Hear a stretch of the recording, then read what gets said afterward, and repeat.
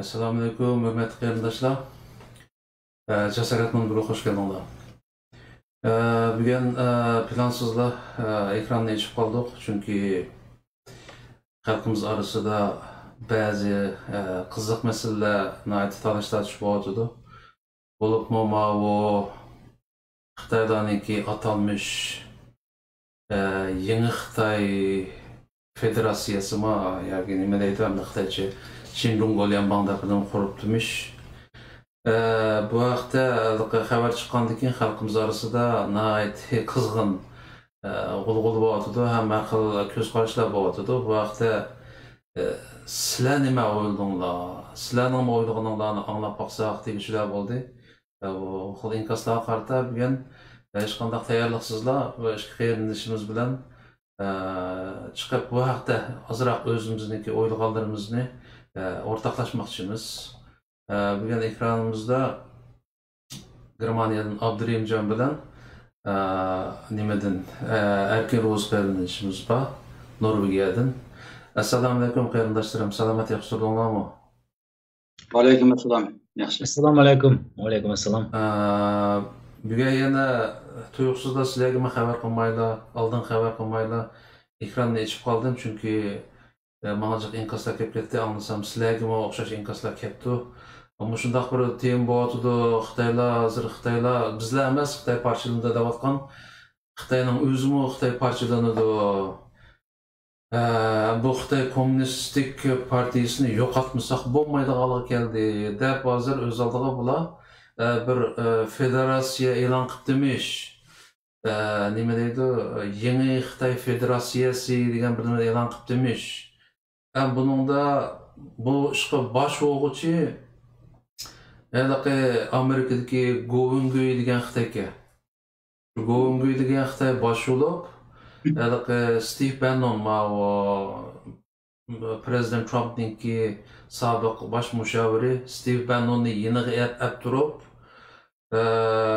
uni e'lon qildi endi. Bu e'lon qilganligi endi nimada, masalan, bir qisqa bir video borki, uni bir ko'rib o'taylik avval. Bu Xitoyligi Steve Bannonni yeniga elishidagi maqsadimi bu ishniki ta'siri bo'lsin deganni o'ylagan chog'i. Ham Xitoyni biz o'tganda nima deymiz, Xantiniki programmasini ishlagandan tafsiliy to'xtalgandik bu vaqtda. Xitoy hamda bir nima deymiz, demokratiyaninki qalpiqini kiyib olgan millatchi Xitoy bu. Şu Xantining masalasida o'zini oshkorlagan bu Uyg'urlarga naqadar o'chmanligi. Bu qitim bu masalan shu atalmış federatsiya degan bir nimasida diqqat qilsak, avval Xitoyniki bir nimasini ko'rsatayman. 14亿中国同胞、香港同胞、西藏同胞、台湾同胞，大家好！我和史蒂芬·班农先生现在正在 美国纽约的曼哈顿，后面就是我们追求的信仰的标志——自由女神，还有我们的雷弟妹、我们的战舰。非常的荣幸，今天能和所有的战友们一起见证我们新中国联邦的开国大典。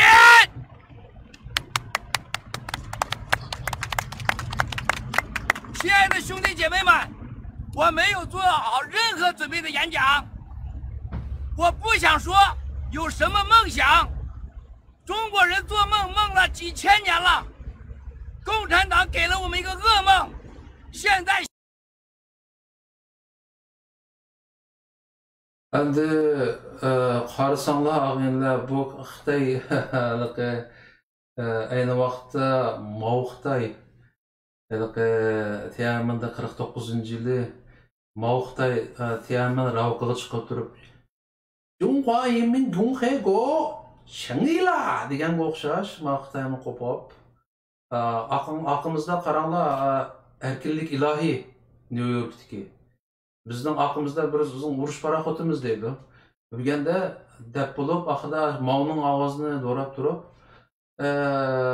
nima Шинжунхуа Лянман demdi biz nima işte yangi Xitoy Federatsiyasi bir degandek bir nima Changlila dedi Mao Xitoyning ovozida Changlila yani davlat qurdik dedi-da. Endi bu ishga Mao Steve Bannon apandining aralashmag'ini ko'rib sal ko'nglim yerim bo'ldi chunki bu odam bir cho'ng siyosiyon Amerikadagi endi. U hozirgacha garchi Oqsaroydan chiqib ketgan bo'lsa-mu, juda cho'ng ta'siri bor bir siyosatchi bu.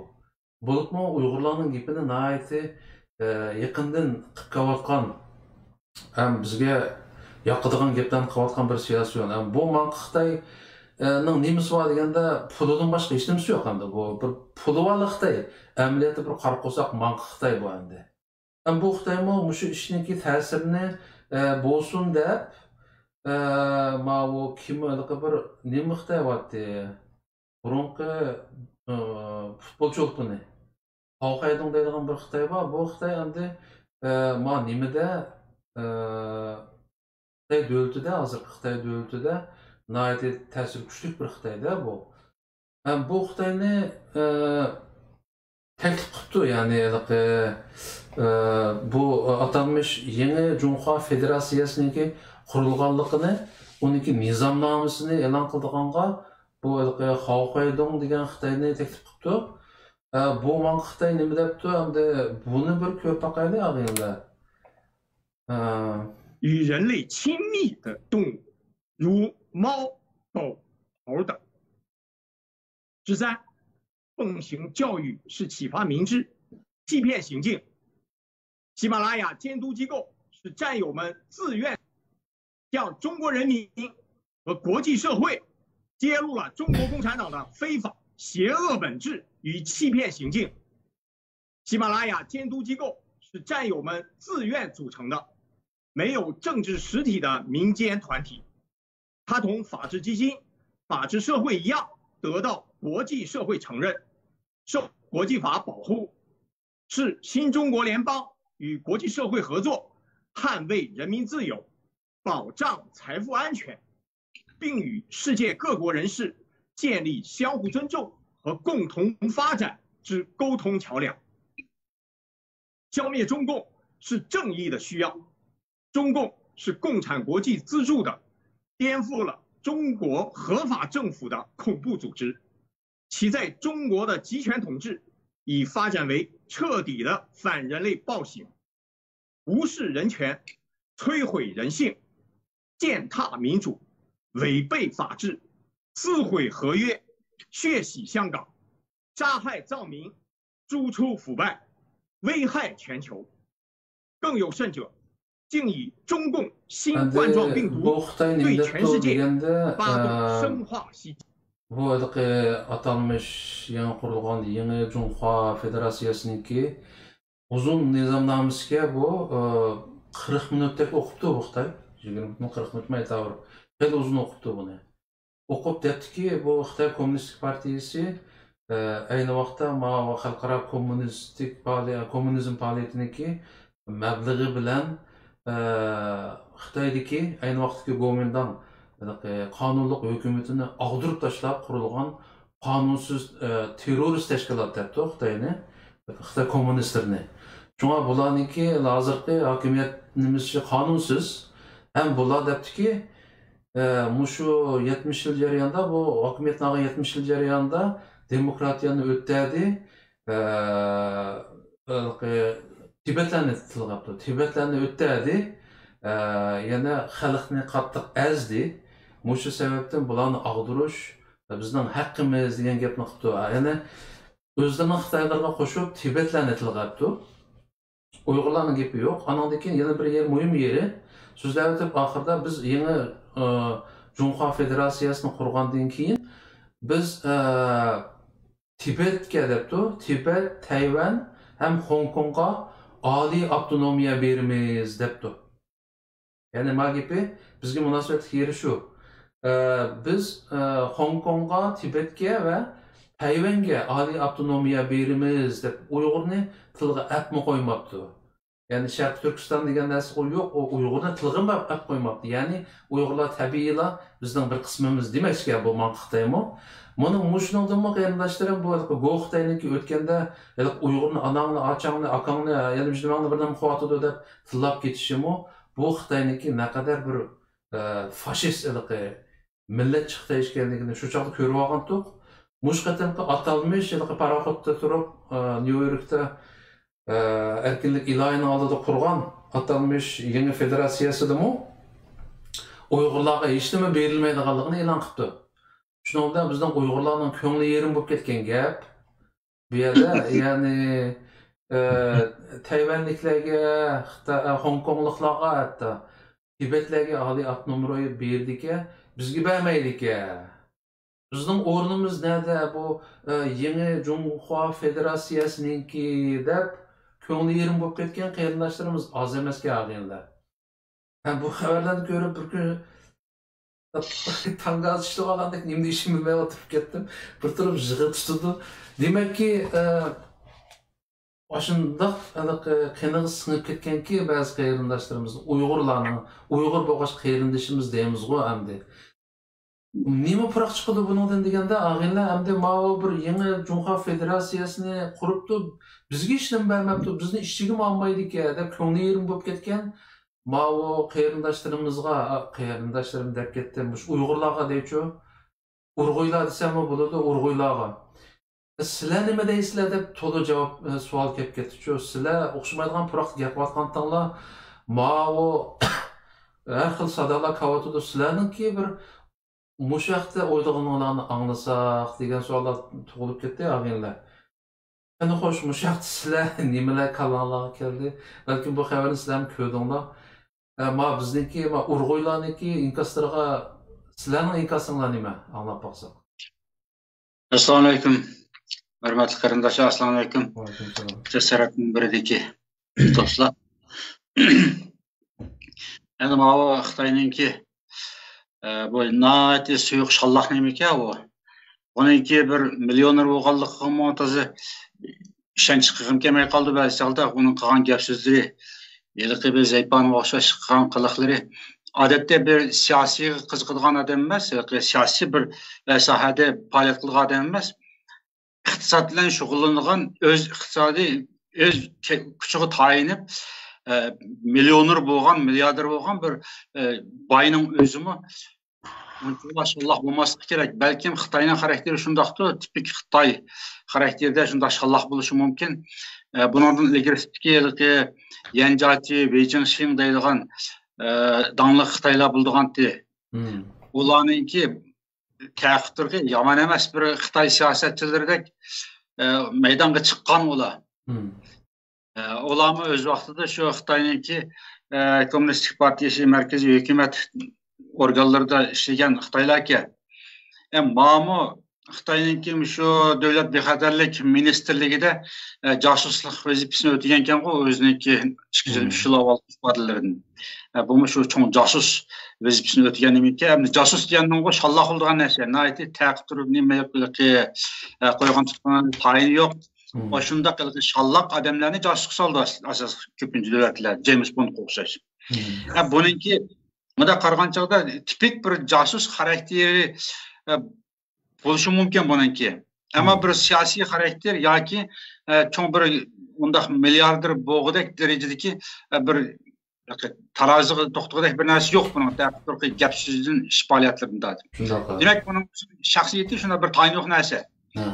Endi chiqib buningki Cumhuriyet Federasyasi deb e'lon qilishi, Cumhuriyet Federasyasi davlat qurildi deb e'lon qilgan narsami yoki shunda bir Xitoy kommunistik hokimiyati ag'dirilib, Xitoy Federatsiyasiga nimasi o'tirib chiqish kerak deb arzu qilgan narsami, aralashib ketgan bir nima ekan, bir qarasa davlat qurildi deb yurgan, yana bir qarasa xitobnoma e'lon qilib qilayotgan buni kemaga chiqib yo'nda qilayotgan o'z vaqtidagi Xitoy Parijda mahkamaga chiqib Kommunist partiya qurdi degan bir farmon.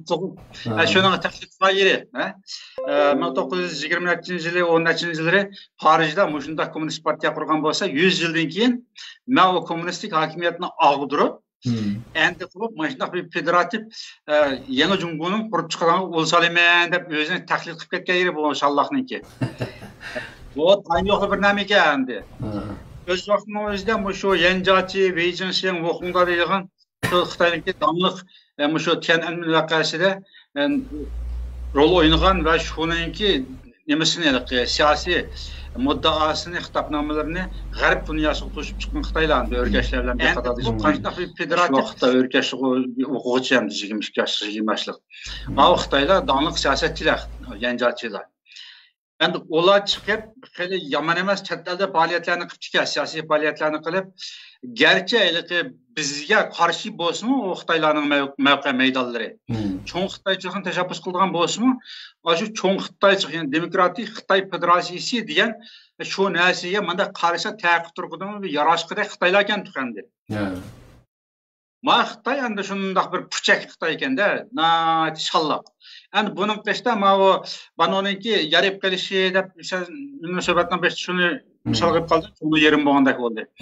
Endi bu Xitoyning o'zi o'zining taqib turqidan va atrofidagi o'zining muhitidagi chambar doirasidagi Xitoylarniki nazarda va bizning nazarimizda bu nihoyatda Shallaq tayinli bir Xitoy bo'lgan bilan Amerika istixborotining nazarida bu odatdagi odam emas deb qaralishi mumkin. Chunki o mushundaq bir tayin yo'q bir odamning o'zi milliarder bo'lgan bo'lsa Xitoyda, o Beijingda nurg'unlig'in uy mulk yerini olgan nurg'un nima ekan buning mulki bor ekan. Qancha milliardlik mulki bor ekan. Bu endi ham Xitoy bexatarlik ministerligida cho'ng o'rinda josuslik ishlagan bo'lsa, bu odam shu taqdir bilan shu ishni qanday qilgan deb albatta uni nazardan saqit qilmaydi bo'larchi, diqqat qildi Amerika. Diqqat qilgandan keyin endi bu banonning o'zi sobiq bir xodim. Sobiq xodim bo'lgandan keyin hozir aktiv bir vazifa o'tayotmagan bo'lgandan keyin bu bir axborotchi, shaxsiy bir media davomlashtirayotgan bir odam xarakteri bilan, salohiyati bilan. Bu Xitoy bilan yaqinlashganda balki hamkorlashish mengayotganda haqli qancha ma'nosi. Buning aksidan zavolliq yuzlanayotgan Xitoy, kommunist Xitoy hokimiyati bormi yo'qmi? Ya'ni chaponni bir almashtiriblar. Mavchki chet elda Junxo Federatsiyasi demokratiya deb menda bir g'arbda bir diplomatik bir yo'lini echib tursa, undan keyin buning aksidan markaziy Xitoy, kommunist Xitoy hokimiyatlarimi qachon chaponni almashtirib, bir kechdan boshqa bir shaklda o'tirib chiqqanda, zodi qanday qilyotdi degan nuqtadan bo'lsa-mu, tushayotgan bo'lishi mumkin. Buni andiyligi endi Xitoyga nisbatan aytgan chaqda bir donliq bir shaxsningki uning yeni tug'anligi sharaf keltirdi bu Shallaq Xitoyga. Ammo meningki qarizimcha o banoniki buning yeni tug'anligi ancha bir cho'ng bir ish emas, faqat bir kuzatish tariqasida qancha ma'lashaq qilsam bir menfaqni ko'rpaqali deydigan bir pozitsiya bo'lishi mumkin. Ahvol bu endi buni bunga deydigan. Endi mana 20 yil burun 99-yilda Makoning o'zi Xitoyga qaytib kelgan chog'da, Olminning o'zi Xitoyga qaytib kelgan chog'ning o'zida chet eldagi demokrat Xitoy guruhlari shu vaqtda bir xitobnoma e'lon qilgan edi, shu Xitoyga o'xshashlar. Junxo Federatsiya xitobnomasi yoki loyihasi, qonun loyihasi deganda bir narsalarni e'lon qilgan. O chog'ning o'zidagi Demişki biraz tushkur deganak turdi. O materiallar hozir qo'limda yo'q meniki. Shu chaqlarda aytib kang muzokara qilishgandik biz o Xitoylarniki mavqe maydonlari to'g'risida. Endi Xitoyniki Hong Kongga, undan keyin Tibetga, Olminga darhol yuksak avtonomiya berish lozim. Federal Cumhuriyet tariqasida. Tayvanning o'zi hozirgi holatini saqlab, Jungo bilan Junxo Federatsiyasi bilan hamkorlashib bo'ldi oqib degandek bir gap bor ekan. Ma gaplarning o'zi 99-yili Xitoy demokratik Xitoylarniki e'lon qilgan Junxo Federatsiyasiningki xitobnoma vaqtlik loyihalarida Tibet, Hong Kong, Olminning o'zini 2030-yilga borgan chaqda ular avtonomiya tasavvur qilinishi mumkin. Ondan başqa Uyg'ur avtonom rayoni, Mongoliya qatorliq joylarga 2050-yilga borgan chaqda undan keyin bularning avtonomiya masalasini qarab chiqishga bo'ldi deganda bir moddalar bor shu vaqtning o'zida. Agar o'zgartirgan bo'lsa uni Xitoylar. Endi Xitoy aniki Tibet, Hong Kong, Olmin degan bu rayonni darhol avtonomiya berish kerak debdi. 2030 emas, hazırlanma şu bugün ben ilan kılgan 6. ayın 4. günü ilan kılgan şu Cumhuriyet Federasyası'nın hitapnaması boyunca bular yüksek verildi dep lan. Mandal dep toma endi. Muşinlik özgürlüş bağında bu iki grup Xitayning arasında. Burun Xitaylar, yani 99-yılki merkezleşken Xitaylar o resmi teşkillengen partiya şekillik bir küçük grup şekillengen. O Xitaylarning bir qancha parçalanıp ketgan Xitaylar. Birisi casus deydigan Xitaylar di. Şunda bolsunmu ular hali innovativ Xitaylar di. Ma Xitay yalğız biz soltak Xitay ma. Fakat bir tutam pulu var, şu pulga tayinib жүрüp, bazı bir soltak yoki mediachilarni aqsiqsab agashtirib yuradigan. Mana bir Xitoy bor, tayin yo'q bir Xitoy. Endi bu Xitoyninki e'lon qilgan bu bayonot xitobnomalariga qarata bizning Uyg'urlarninki ko'ngli yerim bo'lib ketishi, bu nihoyatda qanday deymiz buni? Tabiiy ahvol desak bo'ldi. Buniki ko'ngli yerim bo'lib ketishi tabiiy ahvol. Qanday odamlarga tabiiy ahvol deganda, mushu Xitoylardan ayrilib ketishga qat'iy ümit, işenci bağlayamaydıqlar. Ziyade biz Xitaydan arılamaymayız. Endi Xitaydan arılanmagan ekanmiz. Endi yaxshiroq bir Xitayning qo'lida turib qolsak bo'ladi deb mandaq arzu qildiganlar. To'g'ri. To'g'ri yerim bo'ldi. Va Beijingdagi Xi Jinping Xitoyga bek nachar Xitoy. Mao Govingoy Xitoyning o'zi bu yaxshi Xitoy deb, bu ikki Xitoyning orasida tarixni o'zicha tarixlantirib ikki Xitoyni. Andan keyin bizni Mao yaxshi Xitoy nazarga olmabdi. Nazarga olmay bizni. Endi bu yosh Xitoyninki qurgan federatsiyasininki ichida yana Uyg'ur avtonom rayoni, Uyg'ur o'lkasi bo'lib yashsimi aslida bularga yana shansharab kelaverdi. Bular amal tutishi mumkin yo'q beribchi avtonom rayonda. Amal tutishi mumkin, vali nazir bo'lishi mumkin.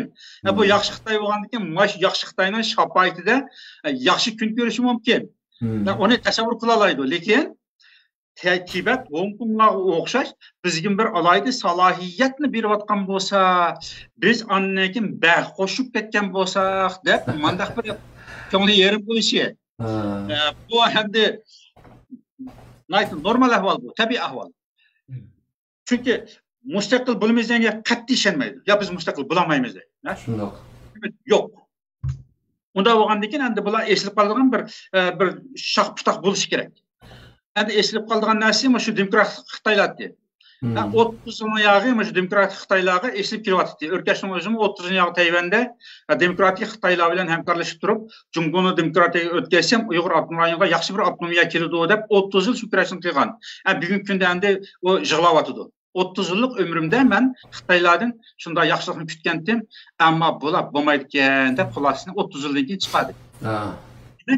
O'rkashning o'zi ham rasmiy Tayvanda turib, Xitoylarning demokratik Xitoylarning Gomindan Xitoylarning yuqori markaziy idoralarida xizmat qilib turib, 30 yildan keyin bu yakuni chiqadi. Ammo bizningki bu Xitoy demokratlardan umid kutayotganlar, onda Xitoylar bilan birga hamkorlashib, yaqin bir ish yapaqanlar emas. Sat qizib ketib, u yerda dandak qurib, Uyg'urlarni agashtirib, haqqas jutida namoyish qilib yurib, biz vatan da'vosi qilyapmiz deb Xitoy demokratlardan cho'ng narsani kutib ketganlar bular. Unda bo'lgandan keyin bularning o'zi mushu Xitoy demokratiyaga o'lsa, chet eldagi demokratik Xitoylar hokimiyat bizga kelsa, undan keyin biz chet elda hamkorlashgan bo'lgandan keyin bizga yaxshi bir o'rin kelsa, undan keyin xalqimizmi shu Xitoylarninki shafoati ostida bir erkin ozoda xotirjam bir insondek bir yashaydigan bo'lsa degan shunchalik narsani orzu qiladi. Endi bu orzusi tuzuqsizlar Mao Shalloh Xitoyning o'zi Jumhuriyet Federatsiya xitobnomasini e'lon qilib etib, buni ichiga Uyg'ur avtonom rayoni degan bir rayonni kirgizmaganligi bularning ko'ngliga yerimchilik bo'ldi-da. Biz shunchalik tibetchilik o'rnimiz yo'qmi? Biz Tibetga qaraganda millionlab qirg'inni biz qilayotgan tursak, Omin degandan bir hech qanday binasi bo'lmay yashayotgan bir yer tursa xotirjam. Hong Kongda 6 oyning yog'i bir harakat qilib, o'tirib chiqib bir namoyish qilayotgan bir rayon tursa, bir qurbon bergan bir yer bo'lmasa, ularning o'ziga alayda bir federatsiya, jumhuriyat haq huquqini e'tirof qiladi, ammo bizga nima uchun ko'z kelmadi bizni? Biz shunchalar 30 yil yog'i hurmat qilib, ixlos qilib kelgan tursak bu demokratlarga deb mujohidning ko'ngli bak yerim bo'lib chiqdi. O qarindoshlarning ko'ngli yerim bo'lmasin. Ko'ngilni yerim qilmanglar deb biz yillab bularga tavsiya qilyapmiz, tasalli beryapmiz. Ammo unumay ko'ngli yerim bo'lib tursa amal yo'q endi. Ba'zan Bəzən bir Facebook səhifələrini görüb qaldım. Bəzən xeyli yaxşı fikir qıldığan kişilərin özü deyibdi ki, "Muşu Uyğurlar yaman, təlbə təlsə bir xalq, toxunulmaydigan." Nəhayət yaman. Muş Govingoyni xapqıb qoyğanlıqdan şuna başlab öcəb qoydu. Bu hamda deməkçi oğunu bir qolda xantin deməkçi. Xantinin özü daim yaxşı akam demey turub, Xitay virusu deb qoyğanlıqdan o bir Go'ninki ümididin düşüp ketdi, o hamda nazardan düşüp ketdi. Yeni bir tarafda Uyg'urlar ko'p andikin tushuksidlar Go'ga qarshi har yilda qalayimqon gap qilib, uni tillab yurib, haqoratlab yurib, mana endi butun bir millat tariqasida biz Go xo'jayiniki nazardan düşüp qoldik deb mundaq shaklda norozi bo'lib, ajoyib bir kayfiyatlarni ifodalab ketdi. Shuning bilan men andikin o resimni chaplab Facebook sahifamda ikki qur'atni yozib chaplab qo'ygan temamda uningga qatta meniki inkosim. Qarindoshim azim o'shada to'xta, yana keyingi mavzuda gaplashamiz. Rahmat. Assalomu alaykum. Butun dunyodagi vatan sevgan qarindoshlarim. Bayatın jasorat degandek bu suhbatimiz tuyuqsilib qoldi. Hammani yeni verib ishda bu to'g'riliq bu xabarlarni yangi chiqdi. Buningga men izlanib material ko'ray desam, vaqtim, sharoitim cheklik bo'lgandan keyin yeterlik material ko'rib olmadim deb o'ylayman, ammo bu jarayonda mening qilgan so'zlarimda ba'zi xatolik, ba'zi narsalarni sizlarning nazaringizda bilinib qolgan bo'lsa, samimiy fikr qo'ysanglar, barobar o'rgansak, to'g'rini tepishga tirishsak deb o'ylayman. Ama meningki bayatın videoda qo'yilgandek Go Xitoy bilan bu Steve Bannonning bu yerda bir yerda turishining o'ziga biz bu ekranda bo'lgankanmiz, xalqimizga biroz tushuncha bersak to'g'ri bo'ladi deb o'ylayman. Abdurinjam yaxshi tushuncha berdi. Men avval Steve Bannonga kechiringlar tushuncha beray. Steve Bannon endi bu xalqaro siyosatchi, ilgari degandek bu yerda Trump efendimning mushaviri bo'lgan, undan keyin hozir bu yerda shu maxsus Xitoy strategiyasi bo'yicha kommunizmga qarshi, ya'ni CCPga qarshi bu tashviqot her jihatlardan bo'lsin harakat qilib keldi endi. Bu kishi tunji qator endi siyosiy mediaga Xitoy ishlari bo'yicha o'tgan yil 6-oyning 9-kuni shu Govingoy bir necha yillar chiqish orqali bu Hong Kongdagi namoyishlarda cho'ng bir ta'sirini ko'rsatdi endi. Shu orqali bu yerda Steve Bannon efendim Xitoylarga bo'lsin, Uyg'urlarga bo'lsin, o'zininki oshkora siyosiy maydonini, Kompartiyaga bo'lgan oshkora siyosiy maydonni ifodaladi deb o'ylayman. Shunda qildi zaten. Endi bu yerga kelgan chog'da Steve Bannon efendim nega berdigan mening pozitsiyarim qaysi degan vaqtda men ayrim pozitsiyarimni bildiray. Steve Bannon Uyg'ur masalasini bizdan yaxshi biladi. Chunki uning Steve Bannonning ilgirki suhbatlari qarasanglar, bundan 4 yil avval uniki muxbirlarga degan so'zida men hayron qolgan. Texi bizning Uyg'urlarning ichida slave labor, bu hasha degan narsa chiqmagan chaqda sizlar dunyoda bilmaysizlar. Xitoyni faqatli beyib ketdi, barobar bo'lib ketdi, voy iqtisodiy yaxshilik ketdi deysizlar.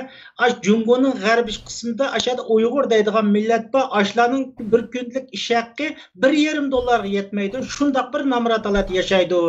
Sizlar shundoq adolatsizlik yurgizayotgan CCP Kompartiyani biz yaxshi, adolatlik to'g'ri desak to'g'ri bo'lmaydi.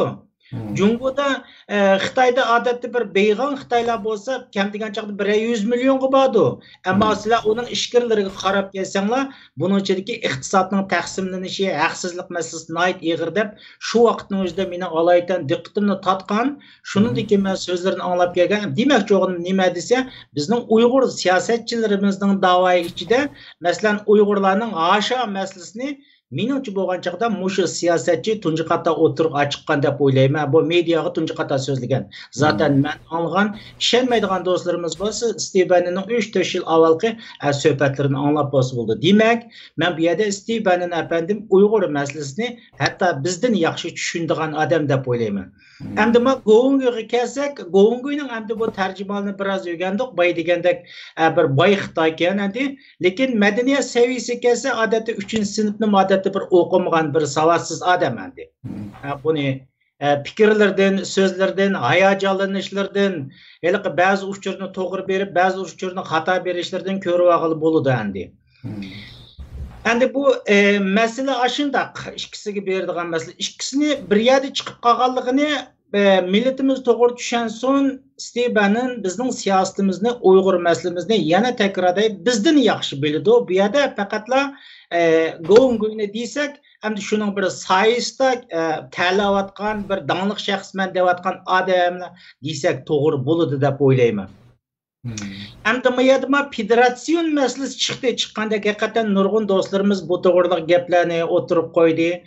Men uniki originalini o'qidim, hakikaten Uyg'ur yo'q ekan. Endi mush to'g'riliq xuddi boya Abdurimjon degandek, nurg'un qarindoshlarimizning bak ko'ngli yerim bo'lib ketganligini, hatto Uyg'urim bo'lmaganligi, Sharq Turkiston bo'lmaganligi, shuning bilan ko'ngli yerim bo'lganligi, boy Abdurimjon degandek, Go'nguyning ko'nglini ranjitib qo'yganligi uchun mushadi chiqmabdi emasmi degandek gaplar bo'ldi. Nima ish qilsa ilgari bir yil inti bilan so'qishgan vaqtimizda Uyg'urni terrorist degan chaqda men aldirib ifoda bildirmayman. Shu vaqtimizda men Facebookda noroziligimni bildirgan, yozsam nurg'un odamlar menga da'vo o'tirib shunday degandi. Bu Go'nguy bizning ishimizni so'zlayapsa.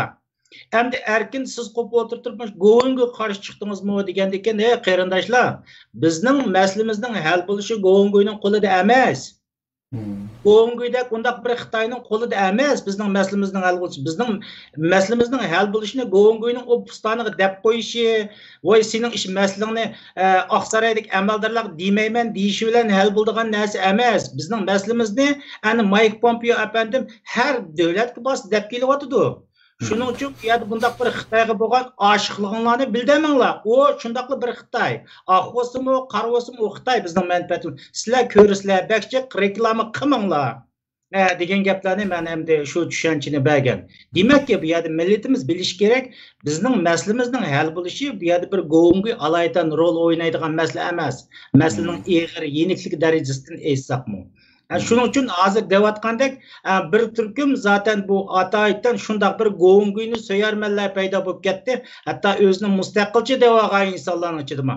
Shu insonlarning ko'ngillari yerim bo'lib ketdi desak bo'ldi. Endi u qolganlar zaten ichida endi.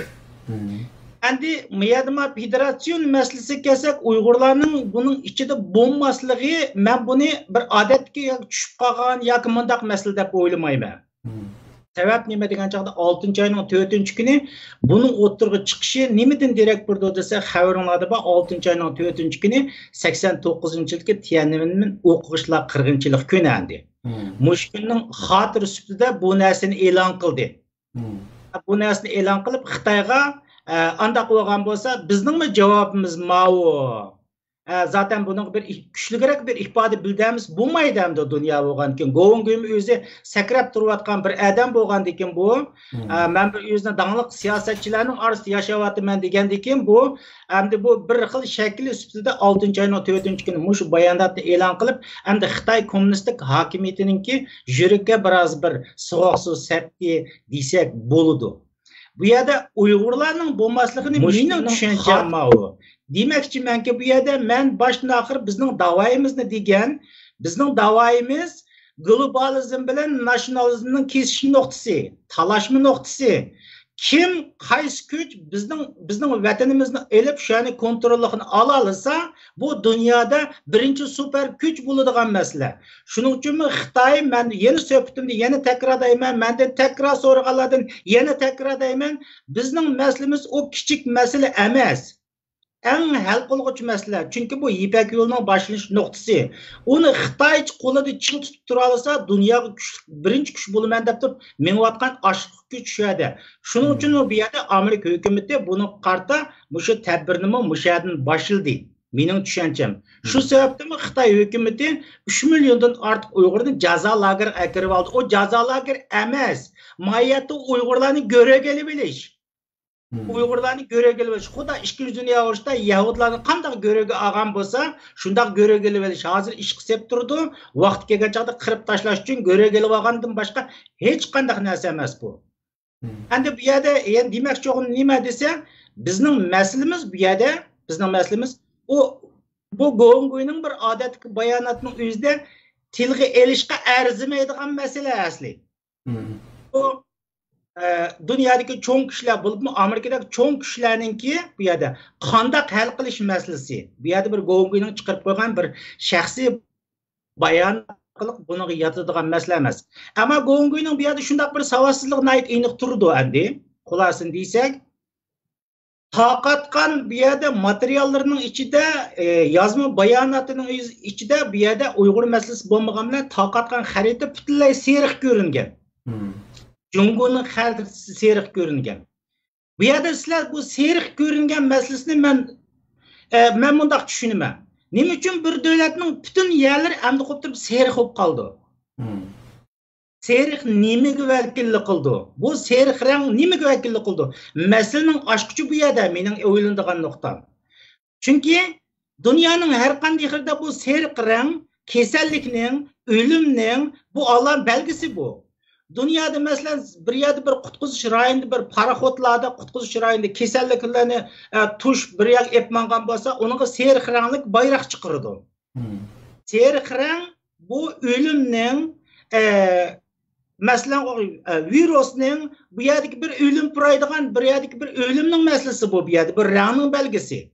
Endi bu Xitoy hukumatiningki bu bütün Jungo territoriyasiga seriq ranglar bo'yab chiqarish bu nima tushuntirdi desa, bu yerda Go'nguyning og'zi orqali 6-oyning 4-kuni Kompartiyaga signal bergan bo'lsa, bu yerdagi dunyodagi cho'ng kishilar bu seriq rang orqali Xitoy hukumatiga bu yerda alaydan bir yaxshi signallarni beryapti mening tushuncham. Chunki Xitoy oldin qanday qilgan 700 milliarddan ortiq davlat xomchotini harbiy xarajatga chiqarish orqali o'z zoti jang qilmasi bo'lmaydigan holat kelib qoldi bugungi kunimizda. Butun dunyoga bu yerda bu Xitoy virusining chiqimini to'lamasi bo'lmaydi. Butun dunyo hozir Xitoyning ustiga ketyapti. Andoq bo'lgankan Xitoy buni to'lay oladi. Xitoyning hozirgi mening ko'rishim bo'yicha olgan chaqda 300-400 milliondan ortiq odam ishsiz qolsa, davlat ishidagi qalayimqanchilikdan qanday hal qiladi bu? Eğer bulanmagan vaqtda Kompartiya o'zining manfaatini saqlab qolish uchun faqat 100 milliondan oshgan bir Kompartiya hokimiyati yoki bir necha Kompartiya rahbarlari deyli o'zining manfaatini, jendin kechadigan manfaatini saqlab qolish uchun bu yerda jangga kirishdan boshqa tanlashi mumkin. Men bu tanlashni biroz yuqori deb ko'raman. Shuning uchun bular hozir qadar Amerika bilan kuchli etishyapti. Masalan, xomchotni chiqarganligini biz ko'rdik. Hong Kong'ning mesela bir davlat ikki xil tuzumni 1984-yili Angliya bilan imzolagan kelishimni yetib tashildi deb, bu yerda Hong Kong'ning bir davlat ikki xil tuzumni ep tashildi degan gap. Bu yerda tipik diktator yo'lni mangdi. Xalqaro qonun sistemini butunlay ayg'as qilib mangdi. Bu yo'l ashinaga ketayotgandan keyin xalqaro kuchlarmi Mushu Go'nguyning og'zi orqali Xitoy hukumatining butun territoriyasini seriq rang ko'zish orqali qanday bo'lgan bo'lsa, siz o'limga tayyor bo'ling degan bu yerda bir signalni beryapti. Bu meningcha bo'lgan vaqtning o'zida mening shaxsiy tushuncham menga vakillik qildi. Bo'zqas o'ginaylarimiz baravar bu Xitoyga siz jangga tayyor tura olsangiz, biz jangga tayyormiz. Sizmi tayyor bo'ling. Anda bo'lgan bo'lsa, butun territoriyangiz ya mushu virus qo'xshash kasallik bilan va yoki bo'lmasa bir jang bilan har turli ishlar siz tayyor turing deb o'tirib, Allohga bir o'limning signalini beryapti deb o'ylayman. Bundan boshqa men alomatlarini, tushunchalarini men tushunolmadim, ammo xaritaninki seriq rangda bo'lishi bu har qanday qadam, har qanday siyosiy buni o'rganishga tegishli masala bu. Xitoy endi diqqat qilsak, Xitoyninki rangi asli seriq, mayli bayroq bo'lsin, nima nimasi seriq Xitoyga vakillik qiladi. Hamda u yangi sızgan yangi Junxo Federatsiyoni qarasak, hamma yer sap seriq masalan. Hech yerni ayirmagan, o'zlari avtonomiya Badoq degan masalan Tayvan, Hong Kong, Tibetlamamisi seriq. Ya'ni demakchi Muşu rangdimi bu Xitoyniki aslida bir millat ishkanligi chiqib turdi bu Go degan manqiniki. Endi Go manqi u yerda stipendini inag'anlab, Mavzdongni do'rab, "Changlinglar" debdi-ku. Ammo bizning Xantimiz jo'matamabdi, Xanti o'ziniki oshxonasida o'tirib, Tangirtaq davlati "Changlinglar" deb qo'yadi. Tianshan "Changlinglar" debdi. Yani davlat qurmoq shu qadar oson bo'lib ketibdi hozir. Bu ishlar bizniki 80 parça ketken sürgünlük hükümetine eski keltirib qo'ydi ba'zida. Ayaqda birisi nima deb to'rda bir davlat qurib, mayaqda birisi o'zining oshxonasida o'tirib, bir Tangirtaq davlatini qurib, bu bir chaqchaqqa aylanib ketyapti-ku bu. Amaliyotda Go Xitoy chaqchaq qildim deb o'ylamaydi. U nihoyatda muntazam tertipli bir iş kılıbatım. Çünkü kararlar yanımda Prezident Trump'niki sabık müşaviri var. Hem hazır mı Amerika'da nayet güçlü tesir var bir siyasi yön var. Hem Trump Steve Bannon u yerde bularning devletin atalmış nizamnamasındaki İngilizcesini okudu bu adam. İngilizcesini okup olgandan keyin manqataga Xitoyning tarixida ashda bir an'anasi bor, bir ishga qasam bilan kirganligini isbotlash uchun bir barmoqni tishlab qonatib qini bilan imzo qo'yatdi aniqinga. Demakchi men nayet muntizim bir ish qilyapman xalqqa, mana shuninglar men bir davlat qurdim demakchi bu manqiqda endi. Ve külkülük bir iş. Hem de bunun təsirini güçlendiriş için bütün Xitayda təsir olan Xalqaydın degan topçunu ekirib onunla oxutubdu ki nizamnamasını. Hem Xitayda ne bo'libdi deganda Xitayning inkos qanday bo'libdi deganda bu Xalqaydın degan Xitoyniki bir nima blog bor ekan to'xta to'rbeti Xitoyda. Onunda 7 milyondan ortiq əgish kuchisi bor ekan buniki. Sonunda bu Xitay bu işini e'lon qilgandan keyin Xitoyning ichidan bir qism Xitoyda bor. Gerçi bular firewall o'tdan bilan to'siydi, chat bilan bo'lgan aloqani Xitoy davlatidagi fuqarolarni chat elniki to'rbatini ko'rib qolmasin deb, ammo Xitoyning ichida VPNni ishlatib, tam atlash texnikasini ishlatib, chat eldagi nimalarni ko'ra oladiganlar oz emas ekanda. Shuning bilan Xitoydan buni qilgandan keyin 20 milyondan ortiq Xitoy bütün to'g'ri chiqib Xitoydan degan gapni ismimiz degan gapda, ya'ni nima deb bu tafsilotini bir onlayn deb izlagandan keyin Xitoy apalalar Xitoy to'rbatlarda izlash va Google o'xshash bir nimalar bor, Baidu deydigan Xitoyniki va boshqa. Hammasida bu Xitoydan degan ismni cheklab o'tibdi ya'ni.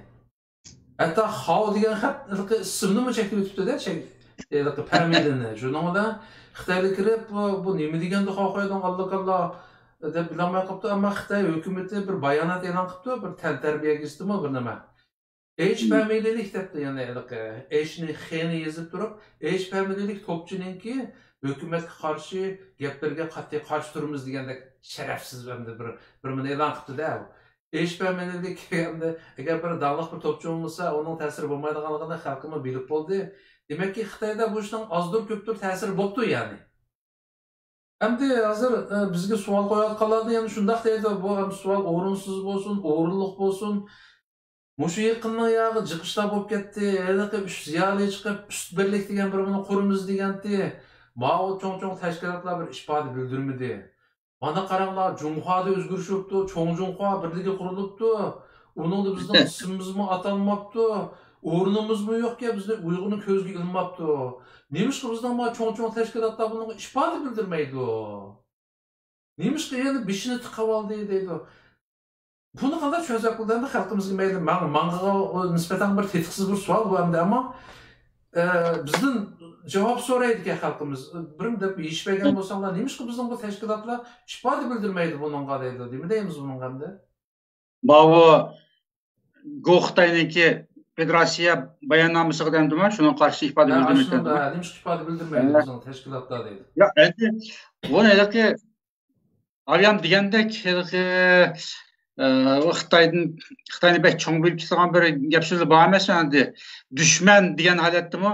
O Govingoy deganiki Amerikada menda bir sharaf qozongan, dan chiqargan bir Xitoy oqko'k deydigan, endi o Xitoyni taroziga silib bir eg'ir vazn va Xitoy deb qaraydigan bir tushuncha bor. Qancha dushman degan holatdimi? Shunga qarata kishilarning ham ko'ngliga bir nima kechidi. Bu Xitoyning o'zi federatsiya deb mushta binasi e'lon qilib yursa, yoki bo'lmaydi federatsiyaning yolg'onsiniki, yoki unda federatsiyani e'lon qilolmaysa, yovmisi nima uchun bizga federatsiya bermadi, bizniki bizni avtonomiyatchi tursak san o'xshash deb menda bir ifoda bildirmamdi deb o'ylab qilishi bu bir normal ahvol. Amiyati bo'lsa, o Xitoyga qarata betötigiz gapirsa bir vazn yo'q, uniki tashlab qilish kerak. Endi mana Jungo Xitoyningki norozilik bildirishi o Xitay deganiki shuncha pichoq Xitoy. O Jungodagi Xitoylar ma Go Xitoydan bek pichoq ular shuncha nima endi pichoq. Unda olgandan keyin chet elda kichikgina bir traktor qo'yib qolsam, o Xitoylar bayonot e'lon qilgani normal ahvol. Agar o Xitoy bir davlat turib bayonot e'lon qilmasa, chet elning axborotchilik ko'ziga kirib oldi. O chet elda bir go'y federatsiya e'lon qildi, siz buning qanday qarashlaringiz deb ahmoq bo'ldi. Bundan keyin chiqdi Xitoyning tashqi ishlar ministrlari ichida vaqirab qaynab. O Xitoyning ichidagi ishlar Go Xitoyning federatsiya e'lon qilishi, Go Xitoyga qarshi Beijingdagi Shi Xitoyniki norozilik bildirib, buni qattiq zoda bostirish kerak deb bunda bayonot e'lon qilishi, bu Xitoylarniki ikki xil Xitoylarniki bir-biriga qarshi atgan chalmishi u. Yani bu Xitoylar qildi o ishni. Ama bizning tashkilotlarimiz biz qancha yomon ko'rib ketgan, avtonomiya operatsiya ketgan tashkilotlarimizning o'zimi endi bu Go Xitoyniki bunda pichoq binoslariga chiqib ifoda bildirib yursa, bu yaxshi bo'lmaydi. Meningcha, men ashta qarayman bunga. Mayli mustaqilchi tashkilotlarimiz bo'lsin, mayli inson haqlari tashkilotlarimiz bo'lsin, bu chupranda Xitoyniki e'lon qilgan bilmisiga qo'yib, sen endi nima deb e'lon qildingqa, ya federatsiya e'lon qilolmaysa, Jungo kommunistik hukumat biz shuni to'yimiz deb e'lon qilindi bayonotda buning qarshi. Yo'q olmaydi sen Xitoy federatsiya e'lon qilgandan keyin biz shunda o'ylayotgan bo'lsak, bizga nima chiqib federatsiya, jumhuriyat, Xinjiang jumhuriyati federativ huquqini bizga nima chiqib to'namaysa deb e'lon qilindi bayonotni. Endi qaysi nuqtadan e'lon qildi masalan? Bu faqat bir o'rinsiz narsa. Agar e'lon qilib qolsa Xitoy, sen 3 rayonga, 4 rayonga Ali avtonomiya e'lon qilgan, ama Uyg'urlarga mustaqil olib chiqadigan huquqi, bu mustaqil Uyg'ur jumhuriyati qurdi, bular Sharqiy Turkiston jumhuriyati qurdi deb, menda e'lon qilib deb zakaz qilish to'g'ri keldi chog'da, unga qarshi bayonot e'lon qilsa. Unda qilmagan ekan, qaysi nuqtadan bayonot e'lon qildi Uyg'ur tashkilotlari? Yo'q, sen huquqsiz, sen qonunsiz, Jungodagi Shi Jinping o'zi e'lon qildi son bayonotni. Sendan qachaq ma'lur Xitoy deb e'lon qilamdi.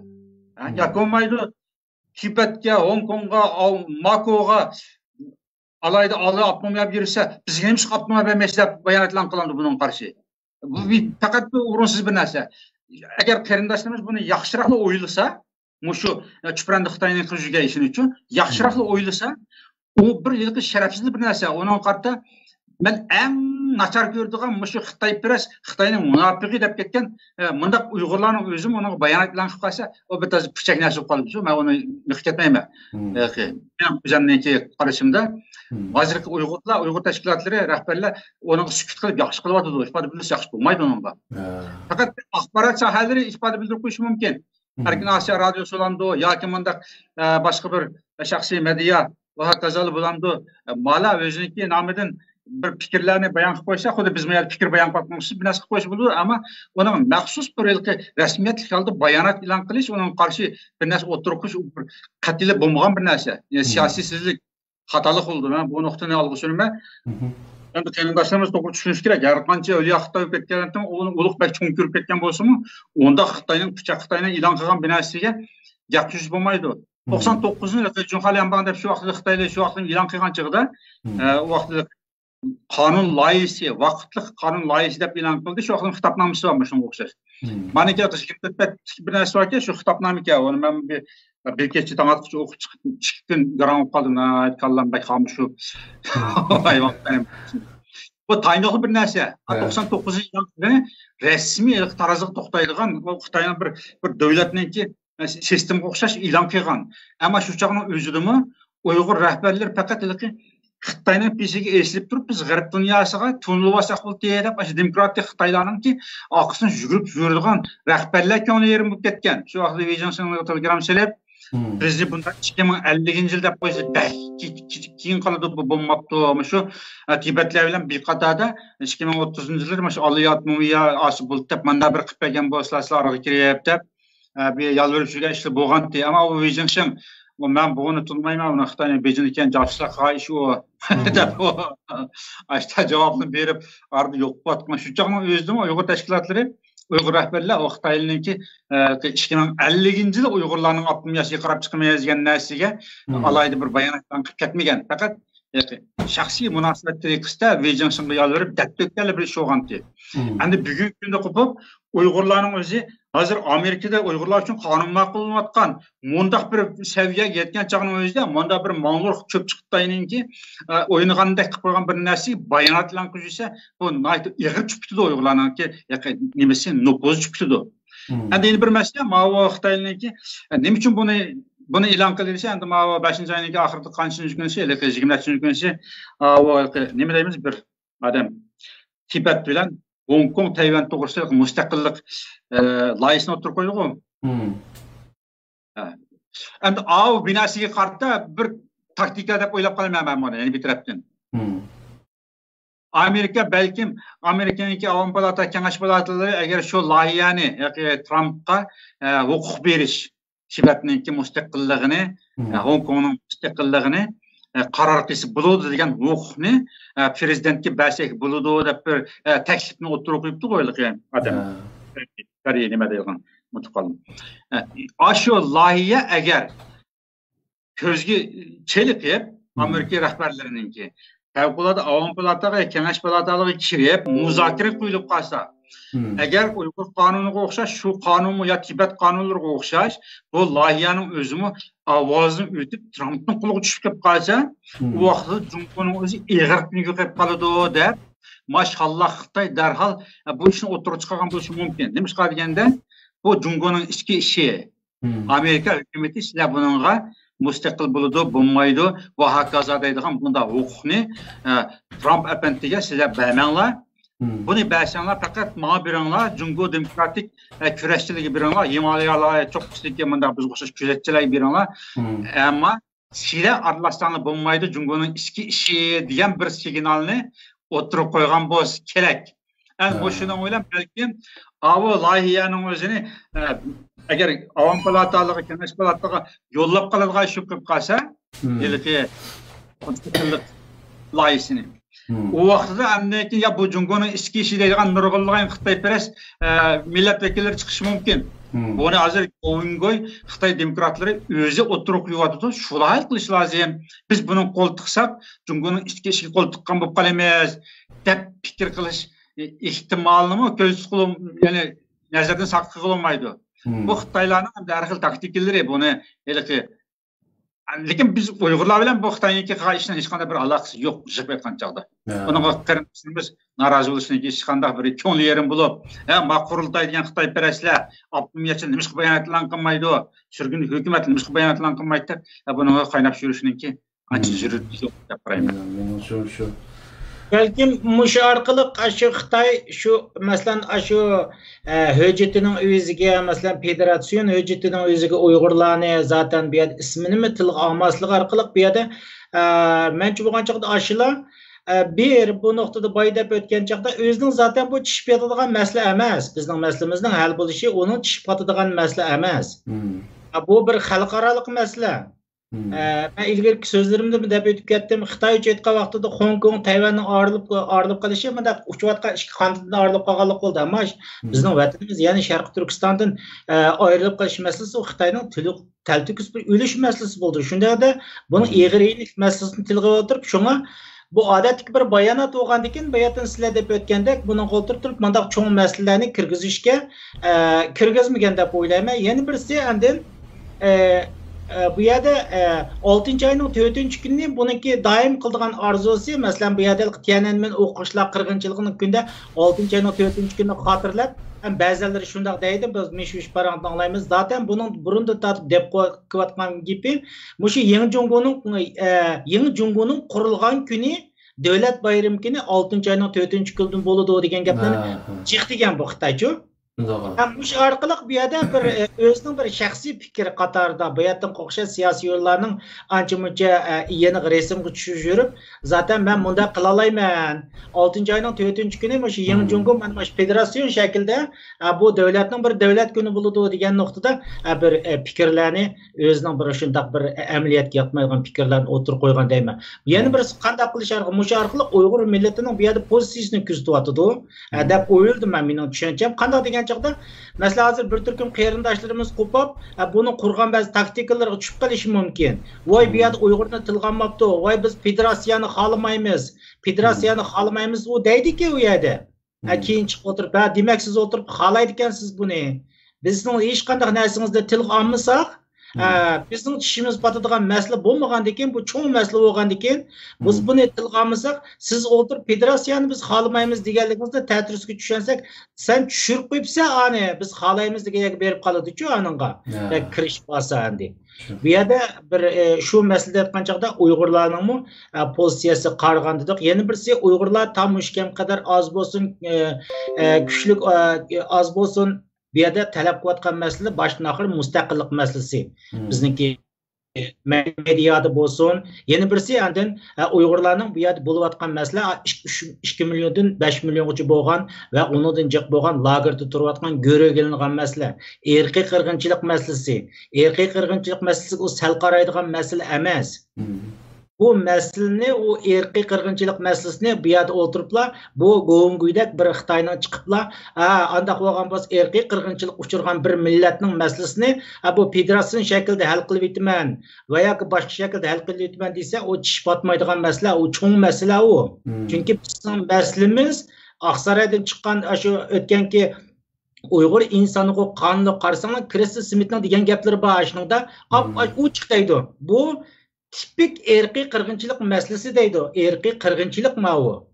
Bu odatdagi masala emas. Shunga kelgan chaqda bu yerda bu nozik masalaga nozik betim bo'yicha buni oltirib tilga olmaylar. O'zining bir shu ko'ngildagi narsalarni yezib imzoni atqizib Xitoy hukumatiga men degan mundaq ishlarni qilyapman deb o'tirib, bu yerda o'zining shunday bir shaxsiy fikr bayonotini o'tirib qo'ygan. Millatimiz mayli biz bu siyosatda mengyapmiz, siyosat bilan shug'ullanyapmiz, davlat qurish uchun ketyapmiz, inson qutqizish uchun ketyapmiz. Nozik masalalar ketgan chaqda millatimiz azroq savrchan bo'lish kerak. Savrchan bo'lish kerak, taqatchan bo'lish kerak, oldikayni kuzatish kerak. Siyosatning oq tarafi qanday? Endi shuni qarta bayonot berish kerak. Hozir bayonot berish modib ketdi bizning ishimizda-chu, hamda surgun hukumatning ta'sis chiqib mandaq bayonot berib, boshqalar mandaq bayonot berib qilgandan keyin, bu yerda bu siyosiy nozik masala kelgan chaqda noziklik bo'yicha muomala qilishimiz kerak. Yana bir diqqatimni tortgan nuqta, Turkiyadan taqitibdi mush chiqqandan keyin zaten Mongol, Hong Kong hammasining qo'l tutib turayotgan yerini chiqarib, biz partiyaga qarshi oldik, biz ber degan ifodalarni bildigan. Mana bu mozish bu. Ana shunday narsalarni ifodalab o'tirmaslik kerak. Bizning masalamiz boy degandek bu globalizmchilarning prinsipining naq ta'tirisi bo'yicha hal bo'ladigan masala bu. Uning shu dunyodagi cho'ng kuchlar, hozir huquqni elayotgan cho'ng kuchlarning bu qanday hal qilishni shular biladi. Bu yerdagi masalani. Shuning uchun biz o'zimizning bu yerdagi bilmaydigan cho'ng siyosatlar kelgan vaqtning o'zida o'zimizning ko'z qarashini zaten bizning masalamiz Hong Kong, Tibet, Mongol, Balan-Pokunlar barobar, cho'qim barobar hal bo'lgan masala qatoriga kirgizib, bunda qilsak yana shu globalizmchilarning o'yiniga tushib qolamiz. Shuning uchun bu yerga kelgan chaqda nozik bilan muomala qilish kerak millatimiz. Savrcharoq bo'lish kerak. Endi o'zining pozitsiyasini bildirish kerak. Aka yaxshi ifoda bildim, ya'ni yaxshi gap qildi. Bizning masalamiz Mao Tibetning masalasiga kelsak, 89-yili Dalay Lama o'zi bayonot e'lon qilib, shu vaqtning o'zida surgun hukumat nomini biz Xitoydan olib ketmaymiz, faqat avtonomiya, haqiqiy to'g'ri avtonomiyani bersa biz Xitoydan birga yashaymiz. 13-asrdan boshlab biz Xitoydan ayrilib ketgan, bay'at qilib Xitoy bilan bir tutash yashab kelayotgan madaniyatimiz bir, dinimiz bir, nurg'un tarafdan o'rtoqligimiz bor. Biz Xitoydan ayrilib ketishni bizmi orzu qilmaymiz deb bayonot e'lon qilgan. Hozir 30 yil o'tib ketdi bu ishlarga. Mana aytgan chaqda yeni bir tarafdan aytgan chaqda Tibetning o'zini balkim Xitoy ichki ish masalasida hal qilishi mumkin. Hong Kongni Xitoyning o'ziniki eski rayon, 100 yildan keyin Angliya qaytirib bergan bir rayon. Butun g'arb dunyosi şahit bo'lib turib Xitoy qaytirib bergan. Ya'ni 2047-yilga borgan chaqda o'z taqdirini belgilash, referendum qiladi deb shu vaqtda 50 yillik fursat bilan, muhlat bilan Xitoy qaytirib berayotgan bir yer. Xitoyning ichki ishi. Tayvan kelsak, Tayvan hozirgacha mustaqillik e'lon qilmay, tuzuk bir jonliq holatda e'lon qilmay. Xitoy bilan birga sanglab kelayotgan bir rayon. uzun yıl komutanlık oldu. 2000 yıldan başlap 15-16 yılın yağımiki demokratiyalarning qo'lga o'tgan bo'lsin hukmronlik, ammo yurak holda bizga mustaqillik kerak deb bir narsa bayonot xitobnoma e'lon qilib boqmadi. Bu degandiki bu rayonlarning hammasi Xitoyningki ichki ish bilan Xitoyning cho'ng siyosatining o'zgarishi bilan bu yana siyosatlari, yerlik siyosatlari o'zgardi. Mayli federal bo'lamdi, avtonomiya bo'lamdi yoki ma'muriy rayon bo'lib ketadi odatdagidek. Bu Xitoyning o'zining ishlari, Tibetmi Xitoy bilan o'z hamkorlashib o'zal qilgan ishlar.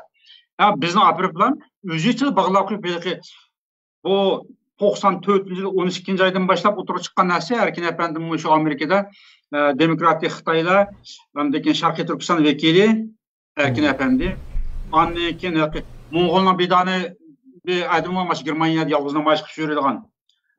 İsmini unutib qoldim. Men tanishim bu odam yalnız bir adam.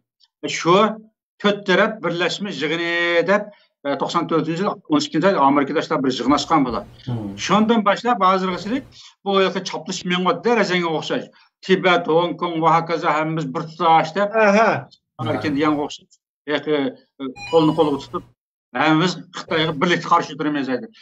Ameliyatda Tibetning o'zi hozirgacha Uyg'urlarga ishini ochmaydi.